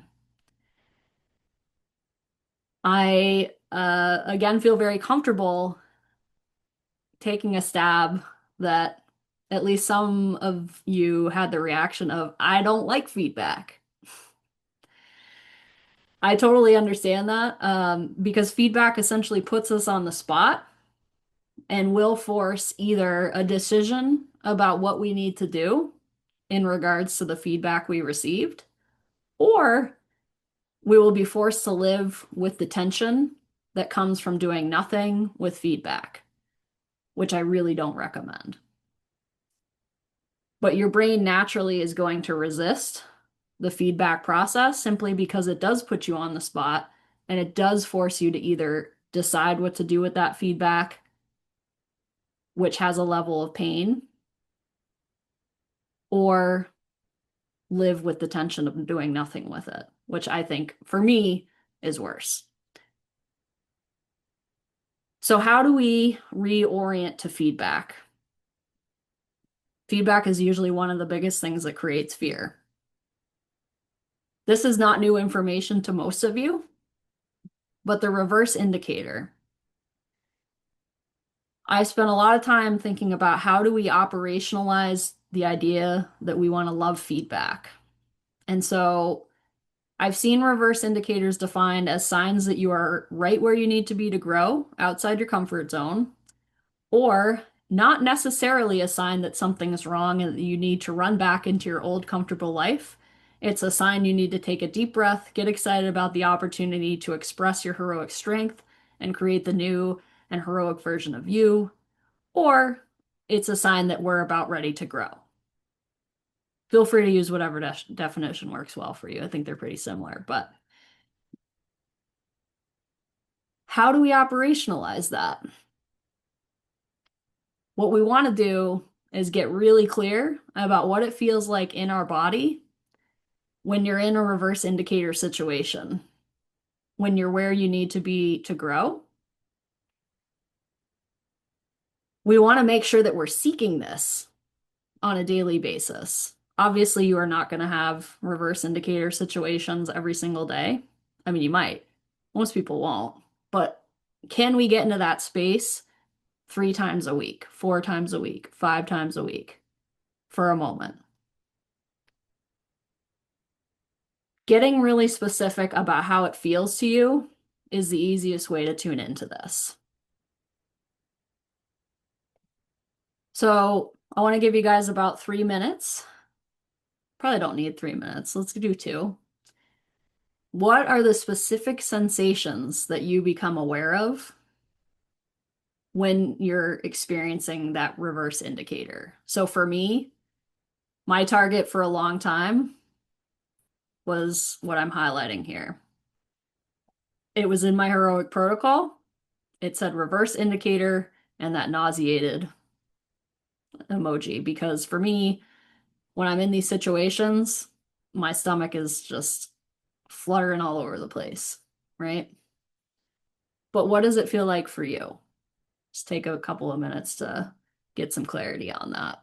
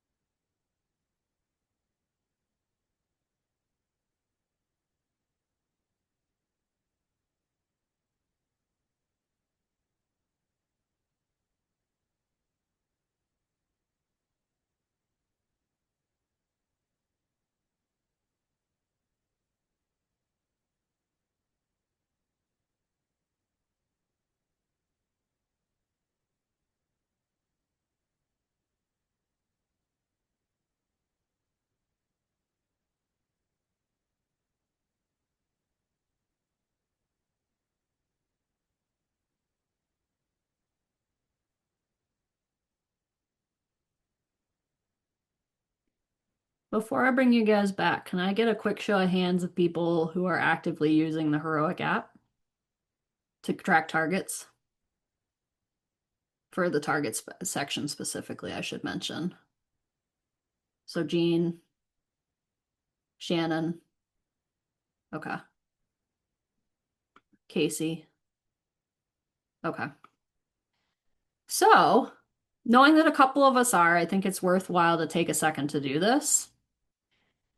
If you are using the Heroic app, I would love for you to take 1 minute to add a reverse indicator target to your protocol under work, if it feels inspired to do so. Again, mine was simply reverse indicator, pukey face emoji. But I just want to make sure we don't pass the moment to put that into a protocol if you're using the app. If you're not using the app, this would be if you're using maybe a post-it system, which I really love as well, keeping that handy so you don't lose sight that you're training yourself to seek these out. Hi, Christine. May I request some clarification? What the specifics were behind this reverse indicator for yourself? Like you mentioned feedback. Like was that something that you were seeking regularly then, or what was it Yeah. like for you? So where I came up with, like, when I realized, I guess, that this was going to be really important, um, when I first decided to get into coaching, I think it was Brian said something that you got to get 100 notes. He basically said something effective like you should go try to have 100 conversations about your coaching business in a certain number of days. And so I did that. Um, and invariably I was experiencing a lot of that stomach feeling, right? And I truly realized that that is not the relationship that I want to be having with that sensation because it was creating that aversion, right? So it was at that point where I put that into the protocol to start to train the reticular activating system in your brain to hone in and change the relationship with that sensation. And the reticular activating system can be trained with, for example, you buy a really expensive car, it responds really well to that, and trains pretty quickly. These micro sensations, though, that you already have a lot of conditioning around, require a certain number of volume to retrain it. So seeking it out on a regular basis is a practice to create that volume. Does that make sense? Yeah, it makes sense. And also curious, like, is that something that you still have on, or and it has changed, or like you see that okay, you met your target for that type of, let's say, the conversations and stuff, and you do not have to have that target anymore. So when I realized over a period of time that when I was experiencing that sensation, I was truly experiencing now excitement, I felt that it was good to remove it because I update my protocols, um, and sort of rebuild them periodically to reflect where I think I need to go. Um, I felt like I had that one really pretty locked in to the point where I didn't want to train it any further because there are vices of excess and vices of deficiency around all things, right? And so I felt like I was pretty locked in and didn't want to go into the vice of excess, if you will, on that. Yeah. Thank you so much for But it sharing. was in there for a while, at least a year. Um, Anybody want to share either what it feels like for them or what a potential target might be? How they might articulate that?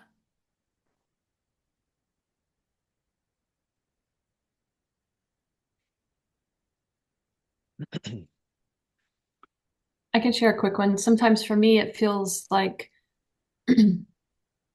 restlessness around a decision. And I appreciate the comments earlier around a lot of ideas, a lot of visioning, and a lot of motivation about what's possible. And then kind of getting caught up in that and not landing it. And channeling it into the next doable action.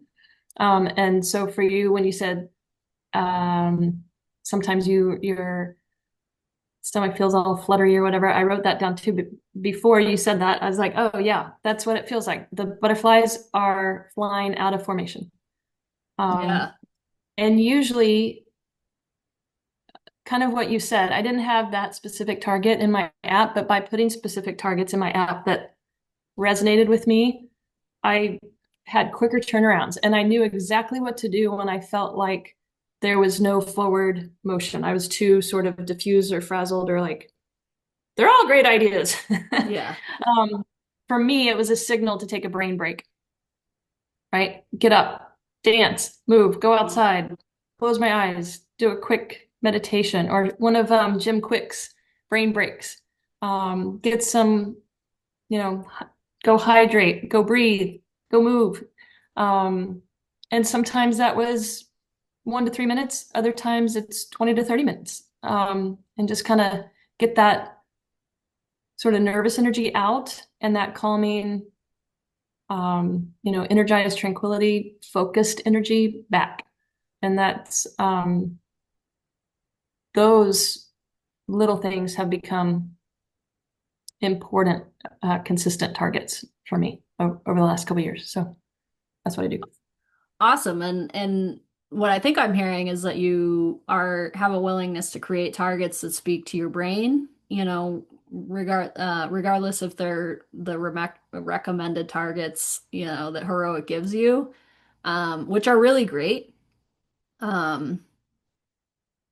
I think the more we can customize those to speak uniquely to the nervous system and the conditioning in the brain we have, even if we're talking about something like gratitude, you could, on the one hand, have gratitude written, or you could have the language that speaks powerfully to your brain around gratitude.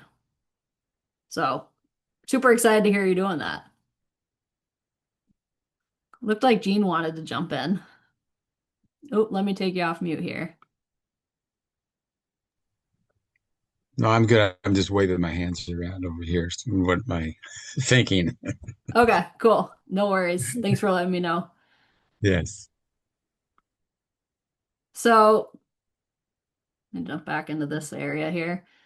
You got some steps, another typo, a simple step for how and why it might be useful to connect to daily inspiration, record that, take action, to hold the inevitable paradoxes that arise as you move forward, to empty your backpack on a regular basis, and to grow towards loving feedback. The next barrier your brain will usually throw out at you is, but I don't have an audience. So let's talk about that. We need to shift from I don't have an audience to I have infinite opportunities to serve. So most coaches are super duper stuck because they have trained their nervous system to look for proof that no one wants what they offer. We talked a little bit just now about reticular activating system, but just to really bring the point home, if you're constantly focusing it in that way, that part of your brain is going to really work hard to filter what you notice and go to work confirming that belief. So we need to reverse that trend in an authentic way. The way we do that is to seek opportunities to serve instead. If you always have in mind to serve, you're going to notice a swear word ton of micro moments where you could actually help somebody move forward, not necessarily to create business, but to serve them. The key here is don't let those moments get away. Don't put them off for later. Serve now. You don't have to send them a treatise about what you think they might benefit from hearing, but taking the extra 10 seconds, the extra 30 seconds, the extra 60 seconds to serve them profoundly, to create a moment of possibility, is where we want to focus. This doesn't have to be a full-time job. Again, it's flexing those 10, 30, 60 seconds to serve in a powerful way to create a sense of possibility.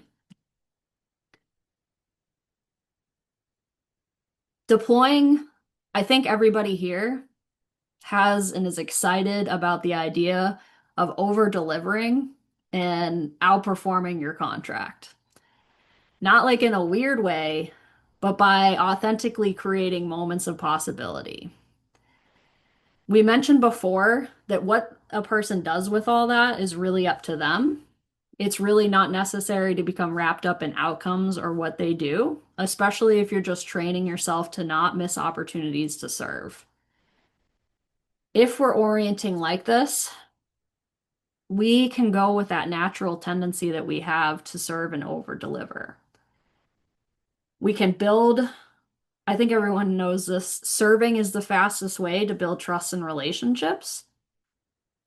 So if we orient around this way, orient around this idea, we're providing a pathway where we can engineer the growth of our business in a way that feels really authentic. It feels good because we're over delivering and we're over serving.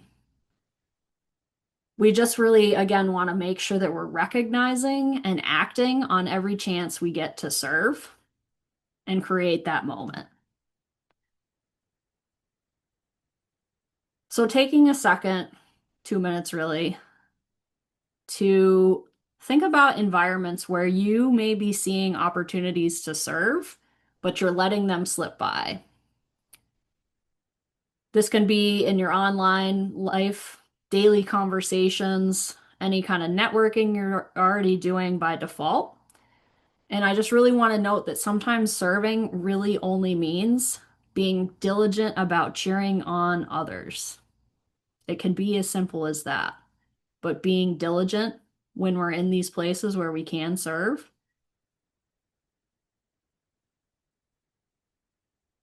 So I'll give you guys a minute or two to create that list.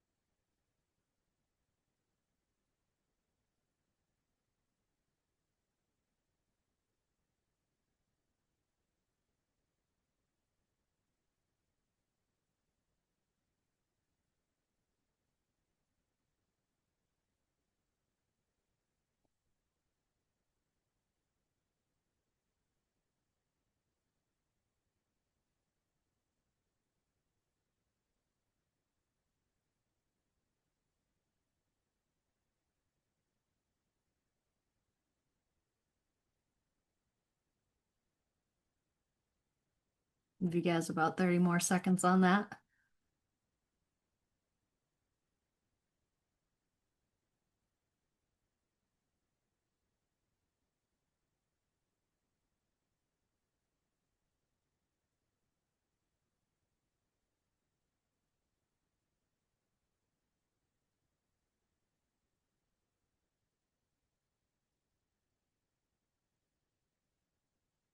So before we go, and if anyone feels inspired to share their list, before we go there, I just want to mention that having systems and frameworks around serving in a way that feels potent versus scattershot is helpful. In other words, if you are serving without direction, that's okay when you first start out to groove that habit. But over time, we don't want to create a full-time job for you doing simple service for others, right? So thinking about how your business model and your business activities funnel you naturally towards being able to serve is an important thing to think about. Does anyone want to share any opportunities that they have already to serve that you might be letting slip by a little bit?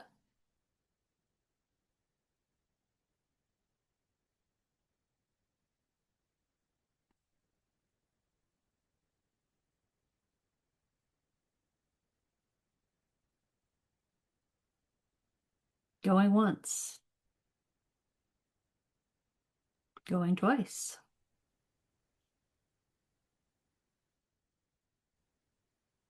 All right, we'll keep going.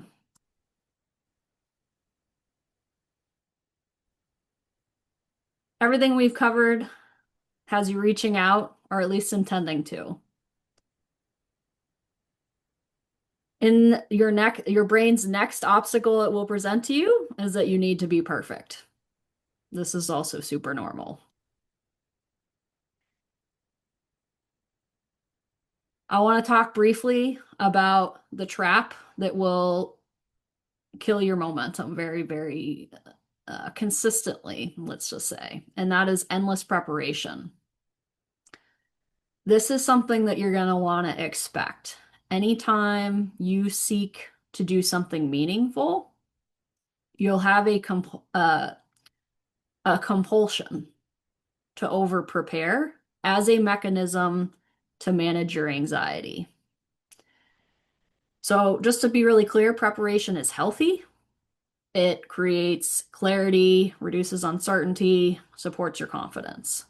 However, when preparing turns into your strategy for serving your anxiety, not your purpose, you have just created for yourself an anxiety loop. It's very helpful to avoid building these types of compensatory mechanisms for dealing with fear into your business model. These mechanisms by default will keep you in a loop where there's no off-ramp. Example, you're holding a workshop and you feel the compulsion to spend a month preparing for that. If you need to do that for your first one, do that. But on your next one, looking for opportunities to really reduce your tendency to compensate through over preparation. How can you bring it down to 29 days, 21 days? So that over time, you are shifting away from using over preparation as a way to deal with your anxiety. It's not a sustainable way to deal with it. Otherwise, I'd be totally fine with it. But because it does introduce this loop that you kind of definitionally can't escape, it's helpful to start to move in that away from that tendency. In practical terms, what this will look like in your mind, not probably exactly like this, but something like this. You'll start working on some outreach, a post, an offer, or a workshop, something along those lines. You'll become distracted by like a niggle or a whisper that pulls you towards a seemingly related tangent. Then you will be compelled to endlessly tweak, find that one more thing. As you're doing this, you will notice your confidence erode because for every moment between insight and action, your confidence diminishes. Because you are now in a low confidence environment working on low leverage activities with your tweaking, you're starting to move painfully slow. Because you're moving slow, your self-doubt will then spiral, and your natural inclination will be something must be wrong with what I'm doing. And then most people will stall out, which is kind of to be expected. Great metaphor to think about this. Have you ever tried to ride a bike very slowly? It is extremely hard and it feels terrible. That sense of wrongness is often related to your speed, not what you're creating. By the way, the only way to truly test what you've got in mind, assuming you've got the idea formed to that 50 to 80% clarity, is to test it outside of your mind with actual people. So if we stay in this over preparation cycle for too much of our time, you're going to see your audience offers, marketing, visibility become super erratic. You then will be tempted to question your audience offers, marketing, etc., rather than paying attention to whether or not you're seriously off balance simply because of low speed, because you're driving that bike very, very slowly.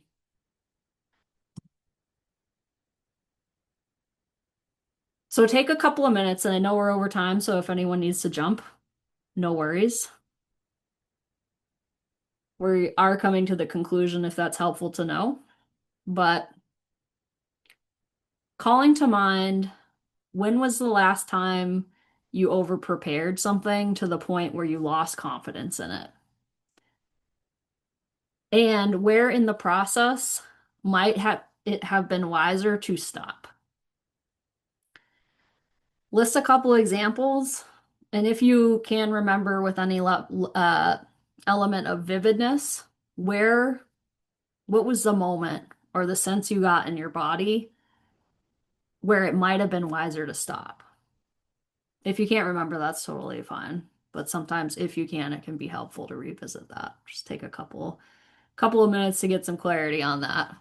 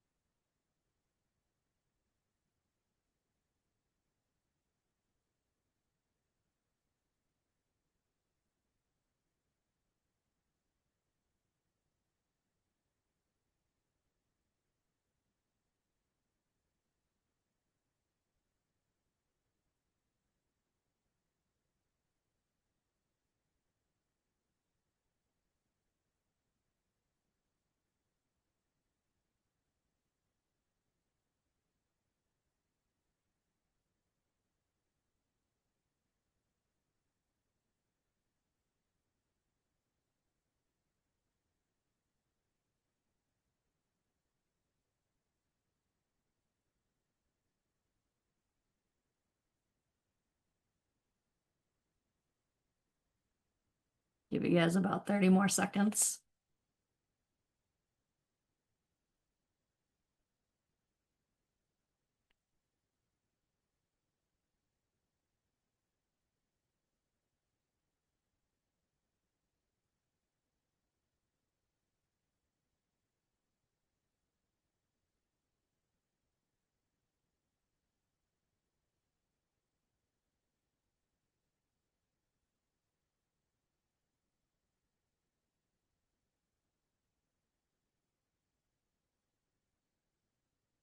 Anybody feel like sharing a recent opportunity where they started driving the bike really slow and then lost a little confidence? Feel free to just take yourself off of mute. Hey, Christine. For me, this shows up most clearly in decision making, where the higher the stakes, but even for sometimes modest things, my pattern has been to really research things heavily, Hmm. versus um, even strategically building in more like just try it out, see what happens. I've gradually worked through some of that, but I still see tendencies in myself to do that. Yeah, I'm super pumped that you shared that because that's what we're going to talk about now. Also, that decision,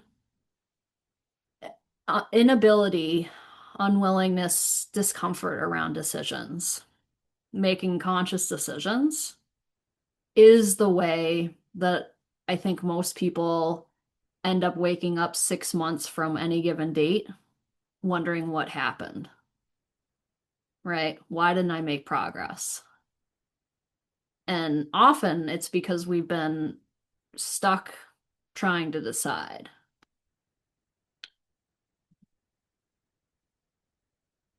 If we don't consciously decide to work on any of the things that came up in this workshop, or even if we don't consciously decide whether or not we're building a coaching business, there is a tremendous amount of tension that we are then forced to carry around.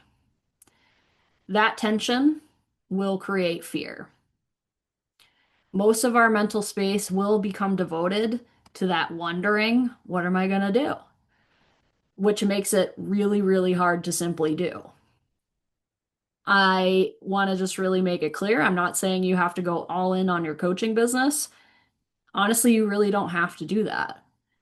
But what helps immensely is being able to be all in during the specific times you have allocated to work on the business rather than spending that time wondering.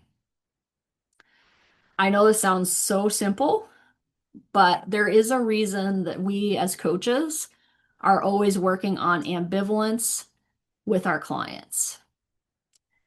That ambivalence, inability to decide, will smother forward motion without even trying to.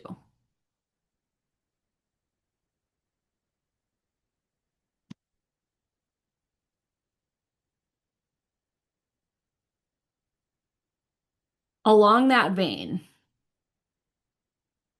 when we get stuck, when we become unfocused, when we notice that sense of fear, this sounds stupid simple, but reconnecting to the decisions that we have made prior. If we're not making decisions prior, we don't have the opportunity to reconnect to, I have decided to do this.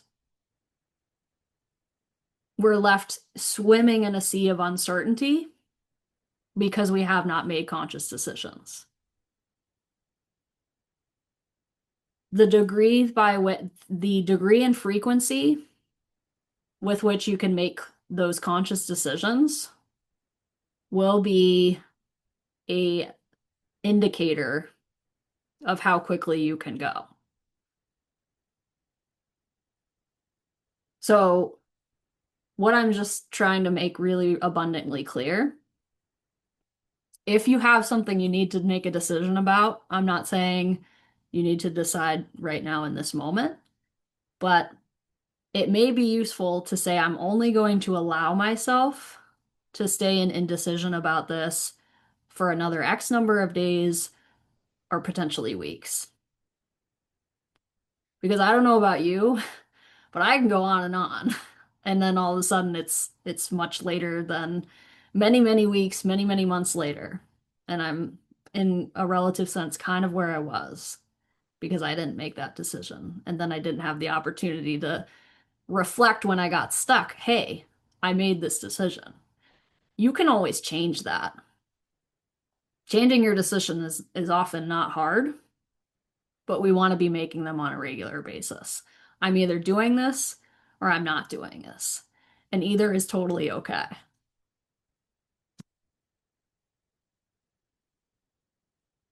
So these are the tools that I think are really helpful to connect with when we're talking about fear. And so I want to tell you a little bit about the resonance revolution in the event that you are interested in having a place where you can apply these things and a whole bunch of other things in a systematized way. I really truly believe it's important for people to be able to listen with their bodies and to experience firsthand the information and have the autonomy to make the best decisions for themselves. What I have noticed is it is very hard to enroll people when I'm running a very high friction model that relies a lot on sales calls, very large sums of money, fixed contracts by which somebody needs to achieve something, which all of these things kind of make it feel like a prison. And I think most clients are really excited to get out of the coaching relationship because it creates that pressurized environment. So how can we reduce that? I structure my offers in a way that allows for the maximal amount of freedom of choice that I can figure out how to engineer. So the offer that I'm presenting for you today, if it's useful, is a 2-week trial for $1 in the Resonance Revolution. It's $85 a week after the trial, and you can cancel anytime. There are no contracts or lock-ins. In this program, I'll show you how to obviously do the things we talked about today, but also to use them to create a very high flow, low friction group program that provides a lot of value, which allows you to over deliver by default, which I suspect most people on this call are really wanting to do, but concerned about how it eats into their life. And honoring your boundaries. And I just want to mention, because a couple of people I know are interested in one-on-one work, the model here in the Resilience Revolution does create pathways for one-on-one work with clients, but that's introduced to people who already have a really good feel for what we're about and how we can help.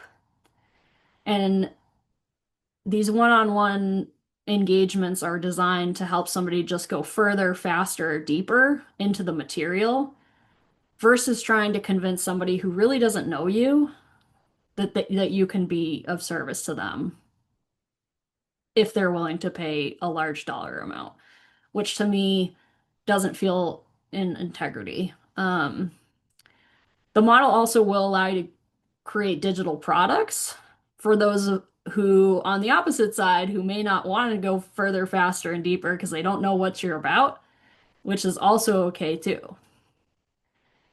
This offer, again, is really just meant to help you manage getting lost a few weeks from now. Holding all of the things that we covered today within ourselves is hard in a world where we're having those 950 estimated bits of information per day. It's a lot. Specific things you would get in this trial, you get all the frameworks, which extend far beyond the type of thing we talked about today. We meet twice a week, get into some pretty cool group flow. There's a community associated with the group in Mighty Networks. So you'll be able to just check in with folks who are moving and thinking like you are. Meet up with me for a one-on-one call. So we'll get really deep into where you're at, how connected you are to your vision on a moment-to-moment basis, and what strategies you might need to be putting in place to stay connected to that and then taking action.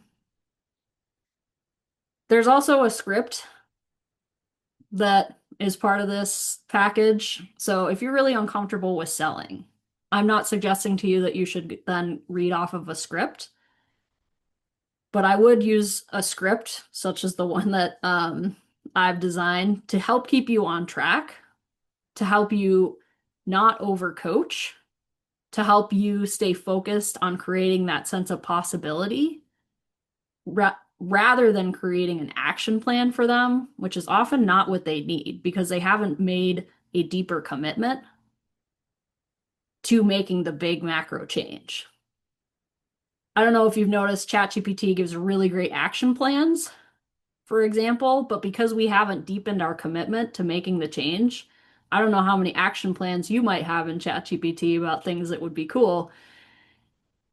If we don't help our clients deepen their commitment to the overall transformation, our action plans that we give in those first sessions are likely not going to be picked up and run with. I also have a digital clone. So this is basically to help you connect to the material whenever you want. I don't really think it's useful to make somebody wait for Wednesday at whatever time for a call at this point.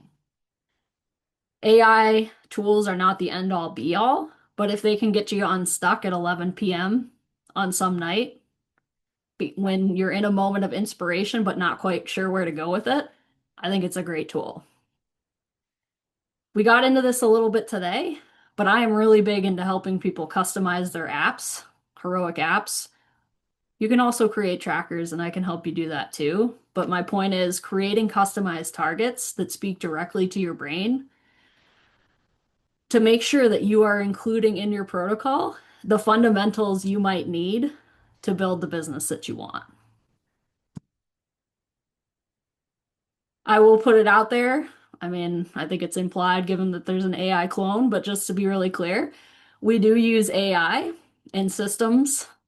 They're built around you. I'm not going to throw a bunch of these tools right at anybody right off the bat. First, we need to build around the unique offer that only you can actually create and deliver and enjoy doing. We would do that together and then bring technology online after the core offer is clear, validated, and getting feedback from clients. This creates a strong foundation. If we go to AI, to systems, without a very clear foundation, I think probably everybody who has used AI up until this point has experienced a lot of AI noise, and we don't want to get stuck in an AI noise loop. So we build and validate the thing first. As I mentioned, all of this is really meant to be kind of a personal upgrade disguised as a business model that works.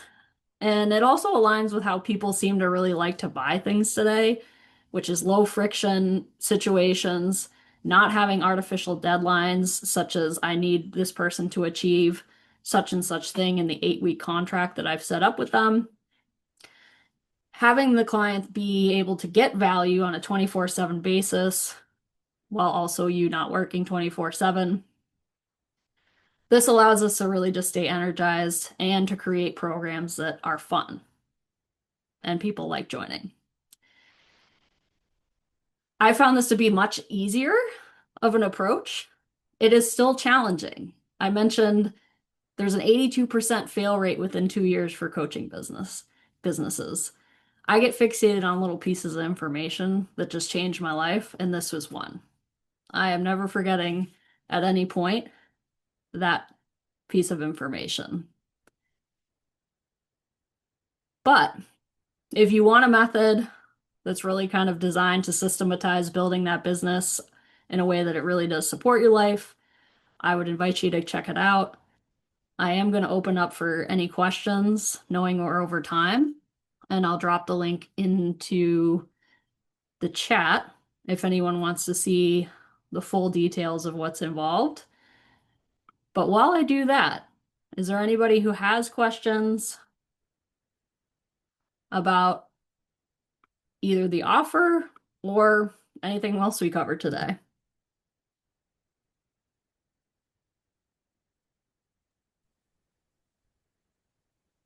Christine, I just want to say thank you for today. Of course. This progression of the thinking and the actions, it it's good clarity for me. And there's a few parts in here that I'm really going to walk away uh, with a couple extra skills. Thank you. Of course. I'm Because really I happy I know, got to see you. yeah, I good to see you. I know that there's certain environment, especially the part about being in an environment, for inspiration. And I know I have a really pretty clear of where my top 3 or 4 are. And I attempt to put myself in those. Yet I believe that now, thinking this through a little bit more, if I put myself into the state of meditative state and be able to put myself in those, that I can uh, vicariously be able to experience that creative spot. Yeah. I mean, Well, physically being there, and that's my next uh, training for myself. yeah. And I would love to hear what comes out of it. And if I can give any kind of encouragement, it's to be diligent about documenting what comes through, Hmm. sticking it Of course. where you're going to find it again, Hmm. and then putting yourself into that loop. Definitely. Thank you. Of course. Anybody else? Yeah. Hold on, let me take you off mute 1 second. Yeah. I just wanted to quickly take a minute to say that thank you. This was so helpful and eye-opening because I could see and I'm like, oh my gosh, I do all of these things. So thank you for that. And yeah, I might go for the trial and see how that works for me. So thank you for this opportunity. Yeah, of course. I'd love to see you there. And, I think I just want to say to everybody that my ability to, with relative clarity, articulate what's happening here such that you can see it yourself doing it comes from a place of having done it myself, right? And so you're not alone. The only reason I can articulate any of this is because I've been there. And I've been tracking myself. And so knowing that wherever you choose to go with whatever niche that you choose to kind of sink into, I hope you will take away the idea to track yourself, to get really clear as you navigate these own issues within yourself so that you can communicate clearly to others what that looks like. So you can speak to them and they can say, you know what, I'm pretty sure that person has been there and might be able to help me. So sometimes it can feel funny to analyze ourselves in that way. But for me, just tracking all of that has been really helpful. Because one of the things that I've been sitting on is to create my profile to send it on the platform that I got certification from. And I've been sitting on it for 3 months. And I was doing exactly the same things, like going back and forth or losing confidence because I would create a headline and then go back and forth. And is this really what I want my message to be? And it doesn't really matter, honestly, because it's just the beginning. And this is what I got. And all it boils down to the same thing. But just, I liked the suggestion you gave that, like, give yourself a deadline. This is it. So I'm going to take you up on that. And this weekend is going to be my deadline and just send that profile out there. So thank you so much for that. Yeah, of course. And if I can just say one other thing, your next level of clarity on what that headline, what that bio, what that profile should look like, you only are going to get 50% or so control over that. Part of how you evolve with that is around the feedback you either do or don't get and the type of feedback that you get.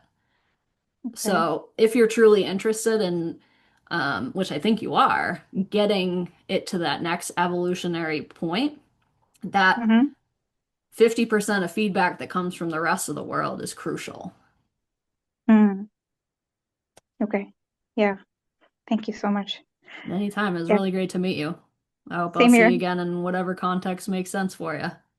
Yes. Thank you. Cool. Bye. Anybody else?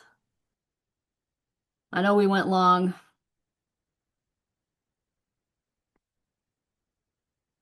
You guys have been doing awesome. Great work. Thank you for being willing to not only do the exercises, but share what's been arising. I truly hope that whatever path you go down after this, you will take some time to put these ideas into however you track your protocol, because they will help you stay organized.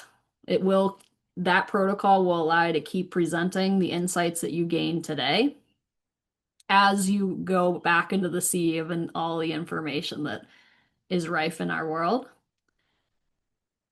So I'll let you guys go for now, but you should all have my email if you got any questions, follow up, anything like that. Don't be shy about giving me a shout, okay? All right. Thanks, Christine. Really appreciate you. Anytime.